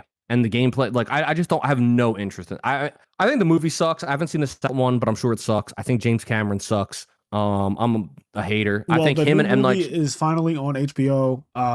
So you can just watch it whenever. I guess it's probably down. That means it's also downloadable via torrent. I have not seen the second one either. I have zero interest at all. I have no interest. Like I was I didn't see it in theaters, Yeah. and I have a free. I don't have care free about movies it. too, and everything. I still didn't see it. It's now free for me to watch. I have no HBO. interest in doing the podcast on it. Like I have no interest in it. We have not like, done the podcast on the first one. We've never even talked about doing a podcast on the first one. We have talked about doing a podcast on actual Avatar, but not this. Yeah. So anyway, I'm ready to talk about the star of the weekend. Though. Yeah, I'm ready to talk about the star of the weekend. The star of the show. So I don't even know how Kenny stumbled upon this shit. But there's this company called Devolver Direct and Devolver Digital, and they had this thing called a Devolver Direct, kind of like a Nintendo Direct, right? So,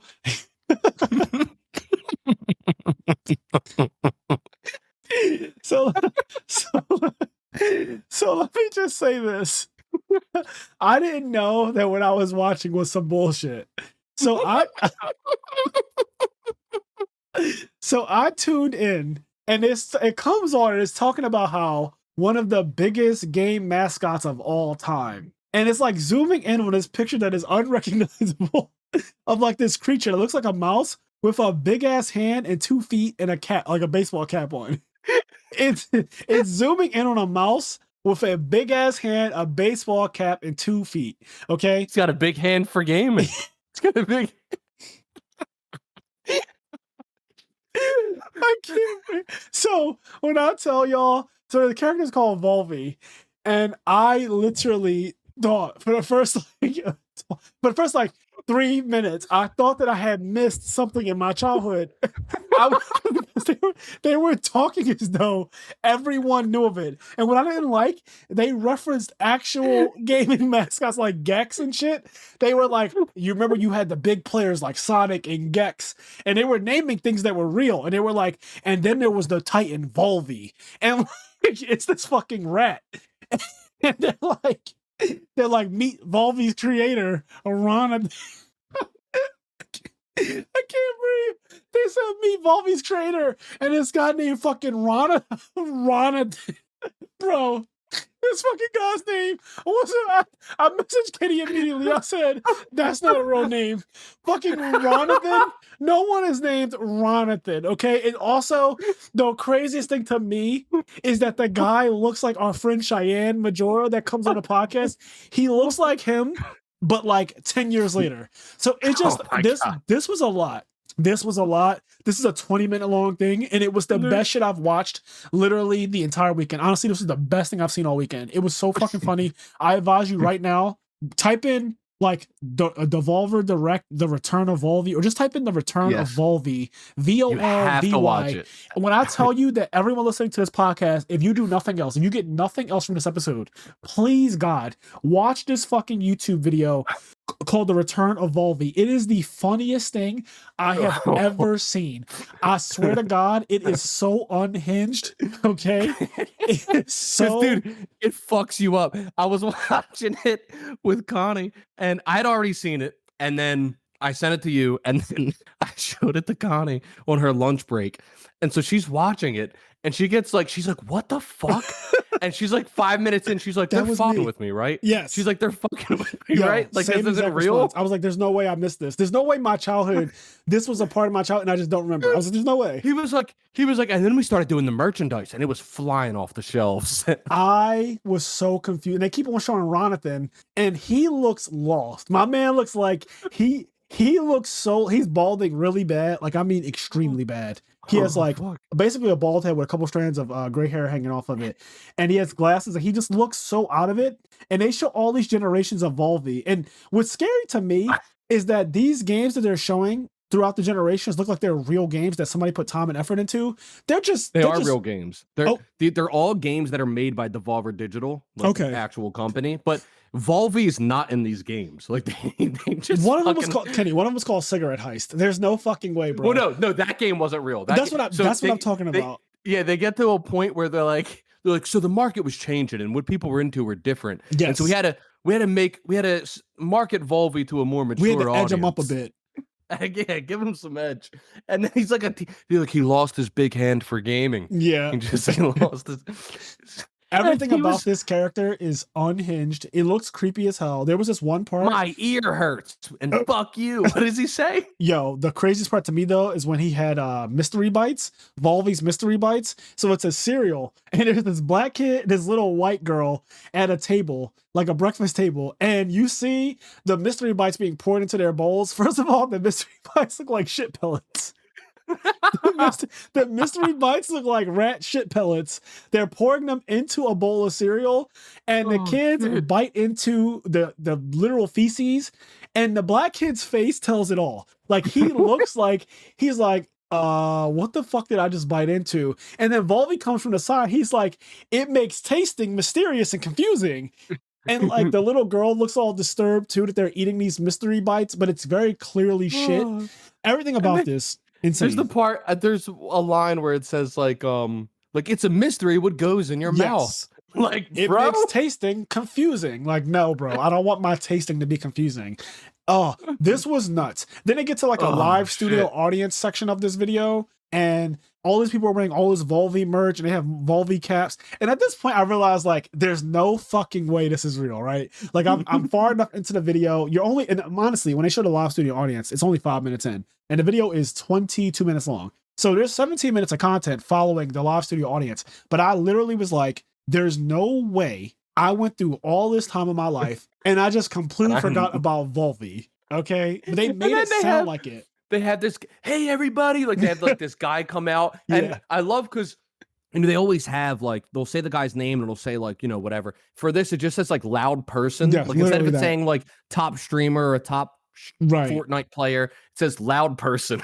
Yeah, it literally says the guy's name, then a loud person.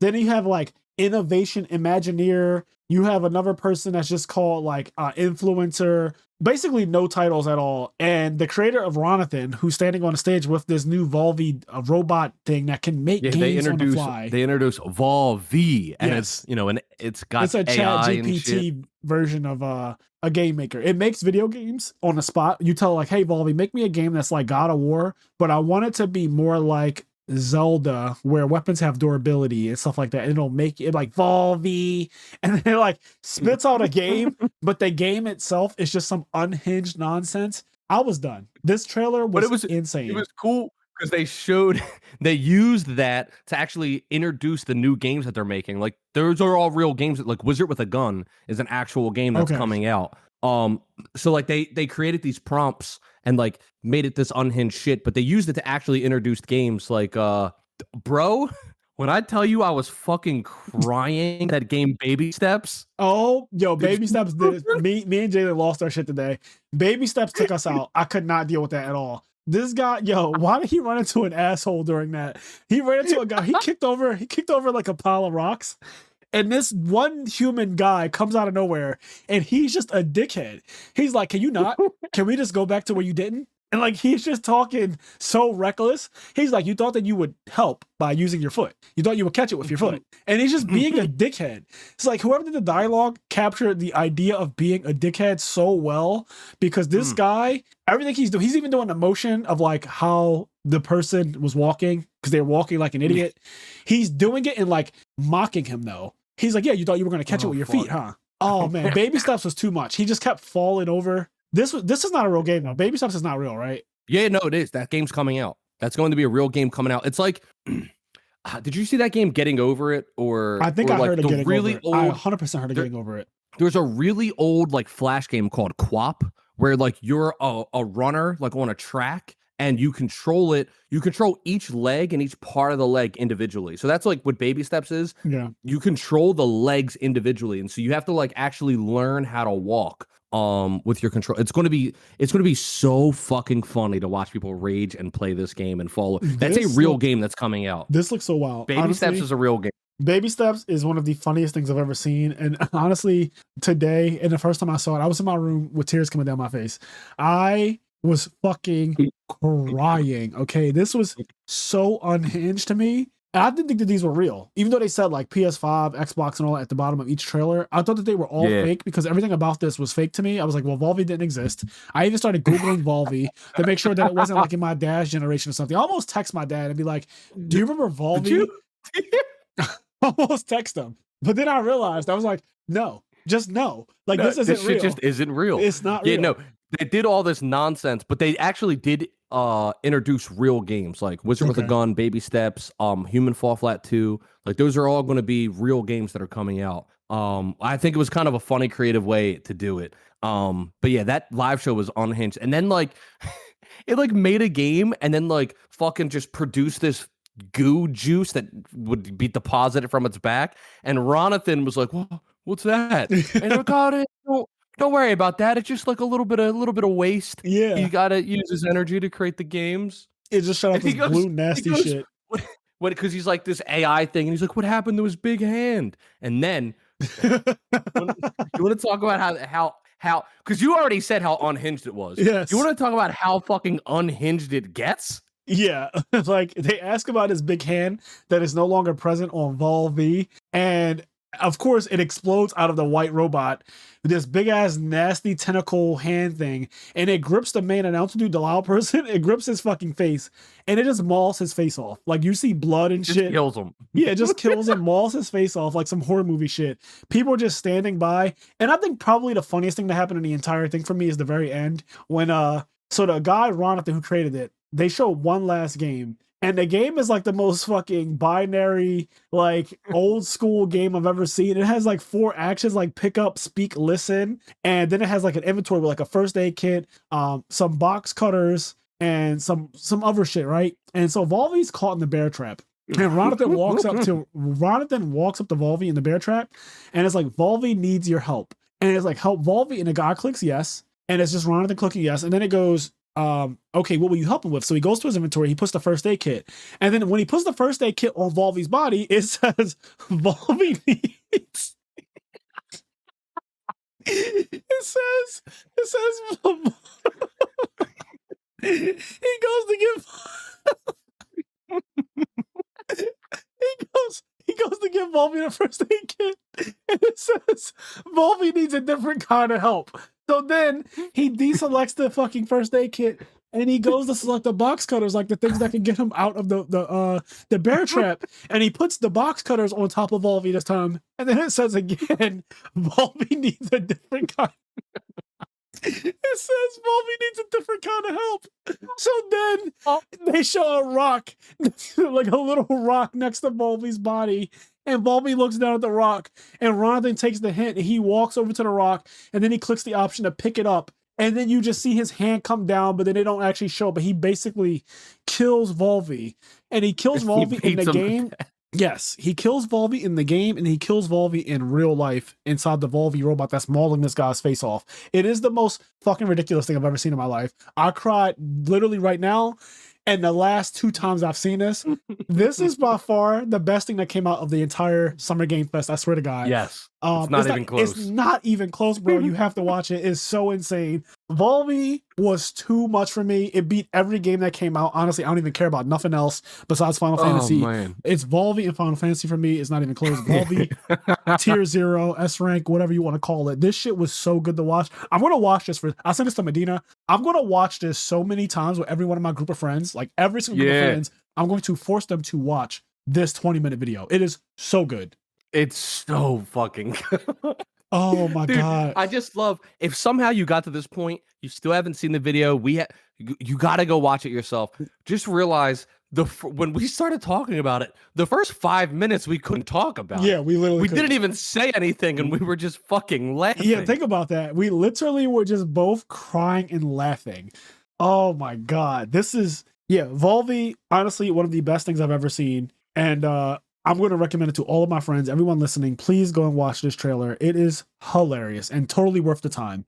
Okay, so that pretty much wraps up like the Summer Game Fest stuff. I think that's like everything that we wanted to cover. Unless you have that's everything. Yeah, I mean I don't think we really missed anything. I think that's pretty much everything. Yeah, I want to answer a couple listener letters real quick. These are old, not really old, but they're old enough, and they've been kind of sitting there, and there hasn't been a good time to really do them. So one of them comes from Austin Cruz. Again, if you want to write into our podcast, write into IMNerdpodcast@gmail.com if you want to have your listener letter read aloud and talked about with me and Kenny. But Austin says, this one is called 5 Gods. It says, if you could pick a 5 gods of Yu-Gi-Oh, who would you pick? And coincidentally, I was talking to Patrick Hoban and Chris LeBlanc at YCS Philly a couple weeks ago about like who the best 5 players of all time are or whatever. And I think that in no particular order, I don't know the order, so it's just gonna be 5 people. But I would say obviously Jesse Cotton, Patrick Hope, and Chris LeBlanc, just off the bat, right? Like those are 3 of the GOATs. I don't think anyone can take anything Can I from throw them. one in? Go ahead. Hansel, our 2-time national champion. Hansel, our 2-time national champion, easily. I mean, no one else has won nationals twice. And I would probably say it's like Billy Brick is up there. I would say like out of people who are one of the 5 gods of Yu-Gi-Oh, I would definitely think that Billy's won 4 YCS. He's one of the best players, one of the cleanest players I know. I know we had our like own kerfluffle whatever back in the day, but I'm not petty enough to be like Billy's not goated for the fallout that we had. Also, I'm just like that happened literally 10 years ago to this year. It happened in 2013, so I don't really care anymore. Like I'm mature and all that. But I would definitely say Billy's in the top 5, like if the Mount Rushmore of Yu-Gi-Oh. And yeah, those are probably like the 5 guys for me. The 5 that we named there. So Pat, Chris LeBlanc, Hansel, 2-time national champion, Jesse Cotton, and then Billy Brick for sure. Like that's my Mount Rushmore Yu-Gi-Oh right there. That's a good list. It's fucking fantastic. I mean, it's really hard to dispute that list. All right, so let's see. We have a Yu-Gi-Oh talk listener letter. So this one says, first off, even with how much you guys go over, Yu-Gi-Oh episodes never feel long enough. I always feel like I learn so much from them or become aware of something I've been doing without realizing it. Did we read this one before? Didn't we cover? Yeah, I think we read that. We definitely did this one. Okay, yeah, we did this one. Sorry. Hold on, let me see, because there's a couple here. Okay, we have one from we read this one too. This one from okay, maybe we didn't have as many to read as I thought we did. There's one on the Matrix though. I know we didn't do this one, so let's do this Matrix one. It says, this is from Austin. It says, first off, I want to say that Neil's first interaction. Real quick, I'm sorry. Fraser thought he was in the fucking Matrix when he was watching that Volvy shit. Yes. He was like, what the fuck is going on? Like, I was messaging something. I was messaging Kennedy the entire time I was watching the Volvy video, because honestly, when he sent that to me, I was like, why would he send me this fucking rant? Like, we have the podcast to do, we have to watch all these trailers, and apparently some of them are 6 hours long. Like, why would you send me this gratuitous nonsense? Man, am I so happy you sent this, dog. Dude, I sent it because I even said, because I knew what I was sending. It is a full-on rant, you said. I say it is a full-on rant and you're going to be lost, but just go for the ride. Like, yo, because I knew that, like, I knew what I was sending was a rant, and you could be like, I'm not watching this. Like, what the fuck is this? This was like, it's a mystery what's in your mouth. Like, these are kids. What is going on? I said also, Ronathan. I said Ronathan is not a real name. Oh man. They said, I have an earache and I don't care. It's graffiti time. Like, what the fuck? Those things have nothing to do with each other at all. I'm sorry we went back to Volvy. I can't help it. Volvy is gonna have me in a chokehold for you were in the Matrix. That's because we were in the Matrix. It's gonna have me in a choke. When I tell you at Friendsgiving this year, I'm still gonna be talking about Volvy. I want to get some Volvy. I want to get a shirt, man. I want to get a shirt. I would not mind getting a Volvy shirt. It is. I hope Developer Digital releases actual Volvy merch, because honestly, they should. Honestly, that shit is literally goated. That trailer is goated. You know how we were talking about vintage clothing? Like, yes. I would love, like, it to already have a vintage look. Like, I would love to get like a Volvy shirt and it looks faded and shit. Like, it looks old. Yes. Oh, that would be awesome. But people be like, oh, I don't remember that one. Like, oh, you don't remember Volvy? Like Sonic the Hedgehog, Mario, Pac-Man, and Volvy, they were like the big 4. You just gotta like say, you gotta say that shit so matter. You gotta act like it was just like a normal, like it was a thing that they just forgot about, you know? Yeah, because that's how it started. I was like, did I forget? You definitely know it. You definitely know. Yeah, you just don't remember. I wonder how many people I can get to lie to me. I wonder how many people I can actually get to act like, oh yeah, you know, I do remember Volvy. Like, you fucking remember Volvy, bitch. All right, so anyway. Austin writes in about the Matrix. He said, first off, I want to say that Neo's first interaction with the Oracle, she gave him cookies and he accepted, which is funny because you think about computers and how every website you go on is always like, hey, we have cookies, do you accept? And he accepted the cookies. So that's already like a really cool thing. I didn't think about that, but she is always making cookies and he pretty much accepts them every time. And then he says, since Kenny hasn't seen the 4th movie at the making of the first Matrix podcast, I don't know if he'll have any defense for the movie. Well, spoiler alert, by the time we read this letter, Kenny has seen the 4th movie, and dear God, does he think it was terrible? If you haven't listened to that episode of the podcast, it's the one right before this. We talk a ton of shit on the 4th movie. It's terrible. But then Austin goes on to write, so my defense for the 4th movie is less about the plot, because it was pretty try hard, and more about the philosophical question it poses. If you were placed back into the Matrix with your memory wiped/altered, will you still remember that you're inside the Matrix? With what happened to Neo, the guy from the first movie who wanted to go back in, might have the same feeling even though he wanted to go back. If you escaped from Plato's cave and woke up back inside with amnesia, will you eventually have the longing to leave again? So essentially what Austin is posing is, let's say you escape the Matrix and you have the option to go back in but have your memories wiped, and you're like, you know what, ignorance is bliss, I'd rather just live in this world. And we kind of talked about this, actually. We did. We talked about this in a weird way without even reading this listener letter. Like, what would you do if you woke up in Zion? Would you want to live in Zion, or would you want to be sent back in maybe with your brain altered so you don't know anything about Zion, but then you're like, make me a celebrity, make me rich and famous, send me back in? I would probably do that. I'm gonna be honest. Zion looks kind of ass. The shit that you have to eat in Zion is ass. When in the fourth movie they get to a place called Io, which was like the new Zion, and in Io they've replicated everything from the Matrix. Like they had strawberries and shit that were made somehow with digital printing, and that was pretty cool. And they ate them and they were like, oh, this actually tastes like the real thing. So I probably would be more interested in living in Io, but even that looked a little too grunge for me. Just to be back to the world. Yeah, like in the Matrix, like assuming obviously it's horrible, you're being controlled, whatever, but assuming you get to live the length of a normal life, you get to live somewhere between 70 and 100 years. They don't cut your life short. If you could just be like, okay, I'll go back, and like, there's no fucking way to possibly tell you're not living real life. Just put me back in there, but just make me a millionaire. That way I don't have to struggle and I can just enjoy the entirety of that. And take away my knowledge that there's a world outside of this. I mean, there's kind of no downside to it. Like, I don't know. I agree with you. I don't really see the downside in going back to the Matrix. Also, we already live our lives controlled right now, basically. So it's not really different from what we're currently experiencing, to be honest. Everything about what's given to us on social media, on the internet, all that shit is just subliminal messaging. It controls our brains. It makes us like desire certain things that we don't even really know that we desire. Like Google completes my thoughts before I finish them. If I have a thought right now that I want to buy something, it'll come up on my Amazon feed the next time I go in the app, like without me ever typing it in on any search engine or anything like that. I feel like we already to a degree just live in a society that is kind of controlling us naturally. So I don't really see much of a difference. If someone's harvesting my energy from my body, from my human body, which is what they were doing in the Matrix, I don't really care. Like, it doesn't really do anything to me. I'm living my life in the world that was created for me. So I get sent back into the Matrix, but it's altered in a way where like my life is amazing. Which is what one of the guys traded on them for in Zion. He traded on them to be sent back in as like a billionaire or some shit. I would want that. Like that would be totally fine with me. I would not be mad to live the rest of my days, you know, in that world where that was created for me to like be successful and happy. So that's kind of my I mean, honestly, it doesn't seem that bad. Like the I don't know. I understand fighting for it, and like maybe if the choice was actually available to me, you know, you'd want to fight for it and like fight for like true freedom. And I think all of that's valid, but I do think that at the end of the day, your life in Zion is probably going to be a lot shorter. You're probably going to die sooner, and it's also going to suck. Like you just live in a cave. So yeah, I don't know. Cold, damp cave. They don't have fucking GameCube in Zion. All right. Yeah. So you know, I'll pass on the world that all electricity is dedicated to these mechs that are meant to fight sentinels and all that. I'll pass on that. Like, I don't want to deal with any of that. I don't want to fight a war. I don't want to be a reload guy because that's what I would end up being. Like, you're not getting me to go out there and reload. It's just so, like, I'll pass. In this world that we live in, the Matrix world, we have Volvy and shit like that. I just want this. Like, I'll just take this.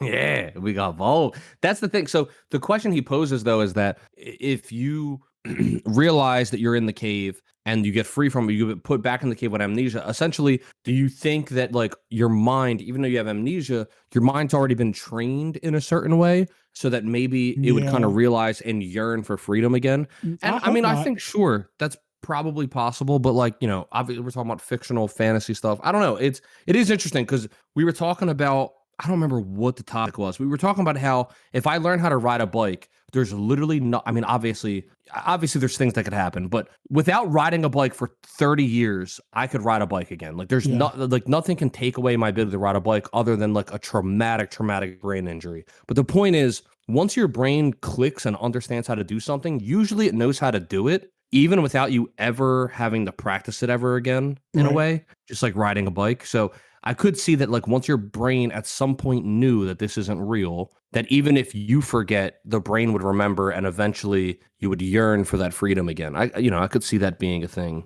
Yeah, I hope that my brain would not yearn to be free again. Especially because if I'm getting sent back, I'm getting sent back with the hookup. My life is going to be insane. Like when I come back into the Matrix, so I would have no reason to want anything else. I know that a lot of rich people say things like, when you do get all this money and you buy everything you want to buy, it becomes very boring. You just kind of want to go back to living a regular life. I just don't agree. I think y'all just doing it wrong. All y'all get super rich and I start agree doing with like that. crazy. I definitely. Yeah, they're just not doing it. Yeah, I agree that people do it wrong. Like I don't know, people live their lives when they get rich. Like people just live their lives in a weird way. Yeah, they're just doing it wrong. Like I honestly think that if you just surround yourself with your friends, right, then you should be able to have fun for the rest of your days. You and your friends living. Yeah. Like if I was a billionaire, Also, like we're living. I don't know. Great. I don't know if Drake's a gamer or not, right? I know there was like a little stint of Drake playing Fortnite. I don't know whether or not Drake's a gamer, but if I had Drake, like me, somebody who wants to play Tears of the Kingdom all goddamn day, right? If I had Drake money, like I'm not going to be sad because I've got Drake money to take care of my bills and I could just play Tears of the Kingdom all goddamn day. Like that's what I want to do. I want to just play Tears of the Kingdom and Final Fantasy 16 and Rebirth 7 and all this other bullshit and Volvy. That's what I want to do, okay? Being rich is not going to change that. I'm not going to suddenly like, well, I don't want to play Zelda no more because I'm rich. That's not how that works. Yeah, I don't know. A lot of things that I already enjoy require money. And so just having an infinite amount of it would make life even easier than it already is. So in my opinion, I don't want to yearn for a world like Zion when I could just have a world where me and my friends are living a really lit life. My friends wouldn't have to work. We wouldn't have to want for anything. And all of my I don't have any drug addict friends, which is I guess that's actually that's like because I think about the downsides of what money can do, right? And one of the things is like people who are drug addicts, they will obviously, money is only going to amplify that addiction and make it worse. Yep. But my friends, we have all kinds of other vices and stuff like that, but they're not ones that will literally physically destroy you. Outside of maybe food, technically, but like outside of that, we don't have any like drug addicts in my. That is something that's kind of lucky. Like our close friend group, we don't like. I have plenty of close family too, that are addicted to drugs. But same. At the end of the day, my close friend group, the people that I spend the most amount of my time with, like through Discord and just like the people that I go to hang out with, like none of them are like none of them's on fucking crack or coke or or like meth or none of them's on or even like there's weed, but like nobody's popping Percocets every other day, like right. Yeah. We don't have any of those problems. So for us, it's very easy to just be like, if I had all that money, all of this like, it gets boring and you can only buy so many things and there's new games coming out every month, baby. Okay. There are new games coming out and I wouldn't have to literally work with that amount of money. I would just imagine if you don't have a job, right? Like you would be, because one of the problems is we don't have enough time. Yeah. I work 8 hours. I work 8 hours a day. Even getting ready for this podcast, the amount of shit I had to sift through, like I felt like I had anxiety. I was like, dude, there's so much stuff I'm sifting through. I'm glad that all of these trailers were basically 2 minutes, because when I realized it, I was like, oh, this actually isn't that bad. Once I started going through it. Thank you for putting together this list, by the way. That was clutch, because Kenny sent literally a link to every relevant trailer to watch, and that made this very easy because all these trailers they're only like 2 minutes, but the actual showcases were like literally 12 hours, 6 hours, 8 hours, 4 hours. I'm like, god damn. Yeah. So even the Capcom one, like the Capcom, like you saw the Capcom showcase, it was 30 minutes. Yep. The actual video is like 6 hours long, which is ridiculous because there's just bullshit in there. Yeah, there's 3 guys talking on stage about nonsense. So I'm really happy that we were able to get through this, but everything would be easier if we just, didn't have to work and worry about certain things like that. Like just imagine having a chef on base. Like we just have a big ass mansion. You have a chef, bro, and that person is responsible for like, what does Kenny want to eat today? What does Fraser want to eat today? What does Gary want to eat today? What does Anthony want to eat today? And like that person just prepares meals, or we could like order meals every day because we just have that much. We live in that much of an abundance. You know what it is? I think it's because the people that you hear say like money doesn't buy happiness, you only hear, because here's the thing. There's a difference between rich and famous, right? You ever heard the term, I want to be rich and famous? Some people are just rich. They're not and famous. Yeah. And the people that, like, if you think about it, if a gamer got just rich, I think he'd be fine. You know what I mean? Like, because like you're saying, like if it was you, me, fucking Gary, and like we're hanging out and we're just game Medina, like, you know what I mean? We're just fucking gaming and shit. Like, we're good. Like, we're just playing Melee. We're playing Smash Ultimate. We're playing fucking whatever. We're watching all the new shit that comes out on Netflix. Like, you know, we still, and it's mostly just because we didn't have time. Although I still kind of want to go back and watch it at some point. But like, I still never watched that Wednesday show. I still want to watch it at some point. Yeah, I never watched it either. But like, we were gonna cover Wednesday, but like, it just got away from us. And you know, there's other shit like that too. Yeah, no, I totally agree with what you're saying. I think that time is one of those things that the older you get, the less of it you have, or at least like where we're at the prime working ages. This is the ages where we're supposed to work a lot and set up for our retirement and all that stuff. So like you know, in the beginning of your life, you don't work, you go to school, and that takes up a good amount of your time. And then you get to a point where like college, I think, and those early 20s are either you work really hard or you get like probably some of the best free time of your life because you're older. You probably have a little bit of money, a little bit more freedom to do what you want. And then you don't have crazy responsibilities just yet. And then when you get to a certain point, you end up with all these responsibilities and all these bills and a job and a career. And then it gets like really complicated because the higher you go in careers and the higher you go in jobs, you don't want to lose them once you get to a certain level because you're like, well, shit, I don't want to take an entry level position somewhere else because I'm already at this. And the higher you go, I also realize this is something that's like scary about, you know, again, the higher you go, but there are less job openings the higher you are in your career. Like, for example, at my job, we have a CFO, right? There's only one at any company, right? You're going to have one chief financial officer at any company. And then we have stuff like, I don't know, like a director of accounting. You only need one of those, right? That's my boss, director. And if he were to get fired from my job, well, he would have to find another director of accounting job, but there's only one max at every company. Some companies don't even have a director of accounting. They might just have an accounting manager and that's it. And the manager is lower than a director. So like for him to find another job that pays him on the same scale of what he's making right now is kind of difficult, which means that I say all this to say he has to take his job very seriously and make sure that he doesn't lose it because him losing it as opposed to somebody losing in like an entry level job is much more severe. Yeah. So the older you get, the more invested you have to be in things that are not necessarily like fun, unless you find working fun. You have to be more invested in those things because you can't afford to like lose them. And then if you have a mortgage and you have a car note and all these other things that you might have, you might be in debt for, you have kids. That's one of the main things. People have kids and shit. So if they like pay all this money, you just, more and more your time gets sapped away. And then relationships, you get married at some point or whatever. And that takes away time too. And then you look at, I know a lot of people who play Yu-Gi-Oh! In their childhood with me. And they messaged me about Edison format. And they're like, man, the last couple of years, I couldn't play Yu-Gi-Oh! Anymore because I had a kid and I got married. And basically, I get to log on every night around 10 p.m. when my wife and my kid are going to bed. I get like 2 hours on my video game. And then I go to bed, I wake up, I go to work, and then I do it all again the next day. So I get like 2 hours to myself every day. And that's if I'm willing to be a little sleep deprived the next day. Like those 2 hours cost them the next day because staying up from 10 to 12, they still get up at 6 a.m., 5 a.m. to get up, get the kid up, everybody's getting up. You go out, you do your job, you come home, and then it's time to like spend time with the kids, spend time with the wife. And then next thing you know, everyone's going to sleep. It's 10 o'clock. You're like, okay, maybe I could hop on the game for a little bit. Maybe I could jump on Dueling Book for a little bit, play a couple rounds real quick, and then go to bed. And stuff like that is like a little depressing to me. You know, to everyone who wants that lifestyle, who likes that lifestyle, you know, no knock on you. That's just not what I want for myself. Like, I never want that lifestyle for myself. I think Kenny and I both like having the childhood like freedom that we grew up with. Like something about being able to always play and indulge in video games and watch anime and have a lot of free time to do those things that honestly make us happy is really important. Not to say that people having kids and getting married doesn't make them happy, but it does. But kids, like even me, right? I know that I want kids at some point. Like I feel like I legitimately would like to have a son or a daughter or whatever, right? But at the same time, and you know, people in my family are always like, oh, like you gotta have a kid, whatever. My sister's pregnant right now; she's gonna be having a kid soon, and like people like, you know, when are you gonna have a kid, right? And my thing is like, not only do they cost a lot of money, you'll figure that out. But the point is like the amount of more time it's going to take away. Like I do as a person who does want a kid one day, at the same time, it's like, I don't know when I'm ever going to be ready or have time to do that. Because like, if you have a kid, there's no more, like, I can't be like, you know what, I'm going to fucking,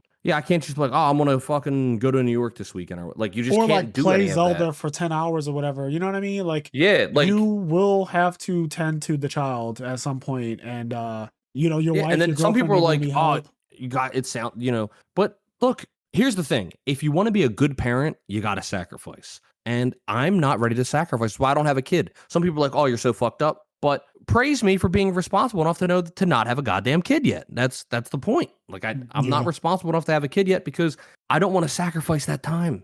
I want to fucking play Zelda. I don't want to take them to soccer practice. Like I just don't want to do it. Yeah, I don't want to take them to soccer practice. Week. I plan to do a 24-hour like live stream at some point. Oh, also speaking of that, just real quick. So next week is, I didn't realize with all this, it's so hard to schedule things at this point in my life. Next week is the Big Boy Gaming 3K or 2K 3v3 event. That's happening next week in North Carolina. So, yep. Are you going to that? So I know you're going to Nationals. I'm going to Nationals, which is also North Carolina. This 3v3, if Vinny goes, I'm most likely going to go because it's going to be like me and Vinny on a team or whatever. So I'm planning to go to North Carolina next week if my driver is going. If he's not going, then perfect. I'm not going either.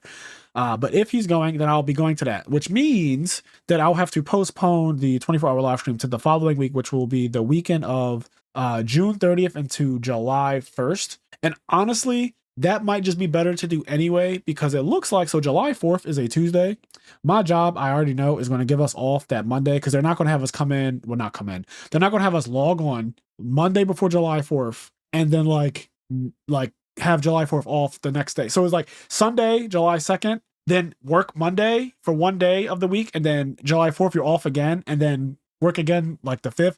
I'm pretty sure the way my job is going to do it is we're going to be off on July 3rd, the day before, which is Monday. And then also we always get off the day after July 4th if it falls on a weekday. So we'll also have off July 5th, which that's what I'm pretty sure is going to happen. I might just take off the entire week of July 4th. Like that entire week, I'll probably just take that entire week off if I'm being completely honest. That way I can just like zero pressure, get this 24-hour live stream out. That's important. Get the first IMNerd podcast actual tournament done. I've been talking about it for a while. We're at 1,200 subscribers now. So we're monetized. Like everything is going great. Honestly, everything good for the podcast. Thank you guys so much. Everything is going fucking fantastic. And honestly, I could not be happier with the way the content creation stuff is going. Releasing the clips, releasing the Yu-Gi-Oh content, all that stuff. But yeah, I didn't realize that this Big Boy Gaming tournament was coming up until very recently. So now I have to figure out if I'm going to that. And if I do, then it'll be sometime around the 30th, and the week after will be easier to just get it out the way. I 100% don't have anything planned, and I just won't plan anything. Fucking Volvy. So yeah, that's pretty much what I wanted to get out there. But yeah, I don't really think I have too much else to talk about in terms of housekeeping and the game awards, or not game awards, but the game showcase, whatever, Summer Game Fest thing. Summer Game Fest, yeah. And Game Awards is, in a couple months. Yeah. It's like in 4 months. Yeah, like and I still have seen nothing but good things about Tears of the Kingdom. Everything down my timeline has been honestly just praise for the game. Everyone, I even saw like stuff that was ranking every Zelda game, and it was like Tears of the Kingdom 1, Breath of the Wild 2, and then it would have like Ocarina of Time and go down from there. And it was basically saying, like, when I was reading about it, because I always find that kind of stuff interesting, like how do people feel now? And when I was reading about it, it was saying that basically Tears of the Kingdom is just Breath of the Wild but better. Like it just improved. It is a direct improvement of Breath of the Wild, to the point where like people were like, it's going to be hard to play Breath of the Wild knowing that Tears of the Kingdom exists, because again, there's never been a Zelda game that is so directly a sequel like this. Mm-hmm. So like playing Breath of the Wild is like playing a nerfed version of Tears of the Kingdom essentially. And they do have their differences and stuff, people said, but at the end of the day, Tears of the Kingdom is a straight up upgrade. It's the same way I feel about Monster Hunter Rise and Sunbreak, comparing it to like everything before it. It's like, this is just an upgrade. Like it's just an upgrade. I agree. So I just agree. Tears of the Kingdom I do think it is definitively the best Zelda game. And it's not hard for me to say. It was hard before there was kind of wiggle room. There was different games where I was like, this like Zelda games that were kind of tied or whatever. Yeah. And my top 5 was like tough and it was tight, but I can definitively say I think Tears of the Kingdom is the best one. Yeah, and I'm seeing that same thing with Zelda fans all over the world. So I'm not surprised. All right, and this goes back to what I say this every once in a while on the podcast, like probably every like 3 or 6 months or something. I do think that now is the best time to be alive. Like the things that come out now are just insane. Now it's not to say the things that came out in the past aren't good, because we do like things from the past, but like the quality of shit that we are getting, like the best Monster Hunter game came out in 2021, and the best Zelda game came out in 2023 apparently, and like the best God of War came out in 2022. So it's just like the best Final Fantasy 7 game, or like honestly one of the best Final Fantasies period, came out to me 2020. Final Fantasy 7 Remake is one of the best games I've played period, but also one of the top Final Fantasy games ever. Like that game is insane. Yeah, it is.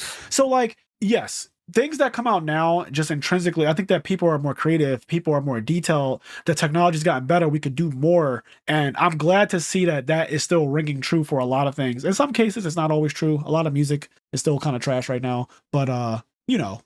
it Can I can't just get... say real quick on the note of Final Fantasy remakes? I would love, and I don't know if they're ever going to do it. I feel like they would have done it already. I would love if Final Fantasies 1 through fucking 6, but even then you could leave out 1 and 2 or whatever. I don't fucking care. But if specifically like 4, 5, and 6, Same. if they got remade in the Octopath Traveler style, like if they looked like that. So you're not even asking for a lot. Yeah, I'm not asking for the full 7 remake thing, because they're already 2D sprite based games, but like make them like Octopath, like make them look like that. That would be fucking. I want to play clean Final as hell. Fantasy 6 so bad, but I am low key, high key holding out for some kind of remake or a repackage or whatever. They got to do something, man. They do. They just really do.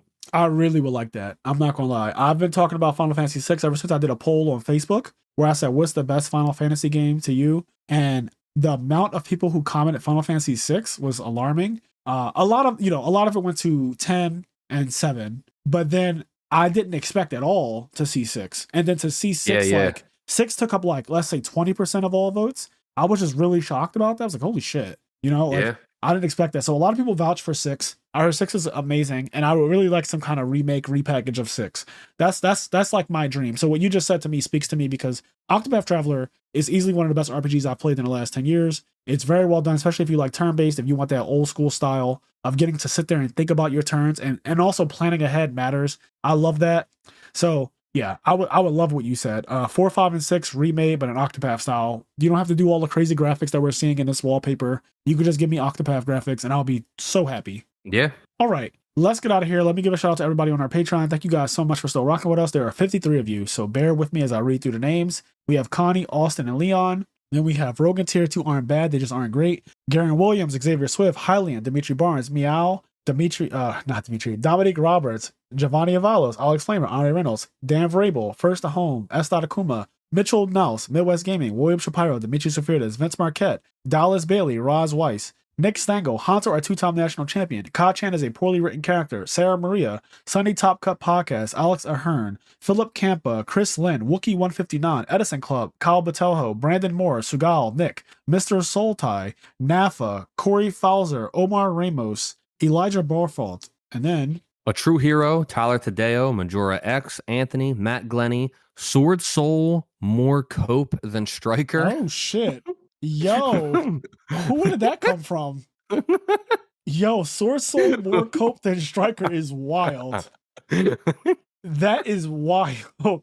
Also, I did notice that every ban list, Sword Soul is still like being played and people are vouching for it. But I will say, Sword Soul is good though, right? Like Sword Soul is a good deck. It keeps on doing well. I don't know. It sounds like it's cope. I mean, maybe it is cope. I don't know. You let us know. Maybe it's cope.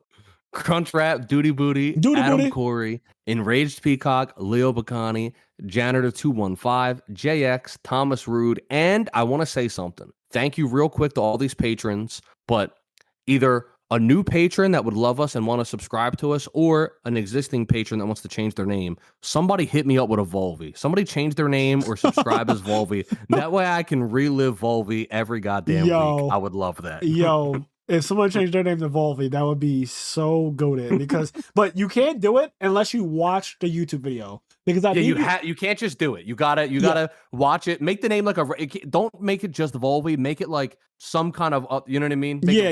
Like do it up. Like, but you need to watch the video and then change your name to Volvy or something to do with Volvy. Because honestly, goated. That shit is unhinged hilarious. All right. Well, without further ado, I want to say thank you to everybody who's supporting us. And as I always say, do the things that make you happy, including watching the most unhinged video game trailer of all time. And that's all I got to say. IMNerd podcast needs a different kind of help. We're out of here.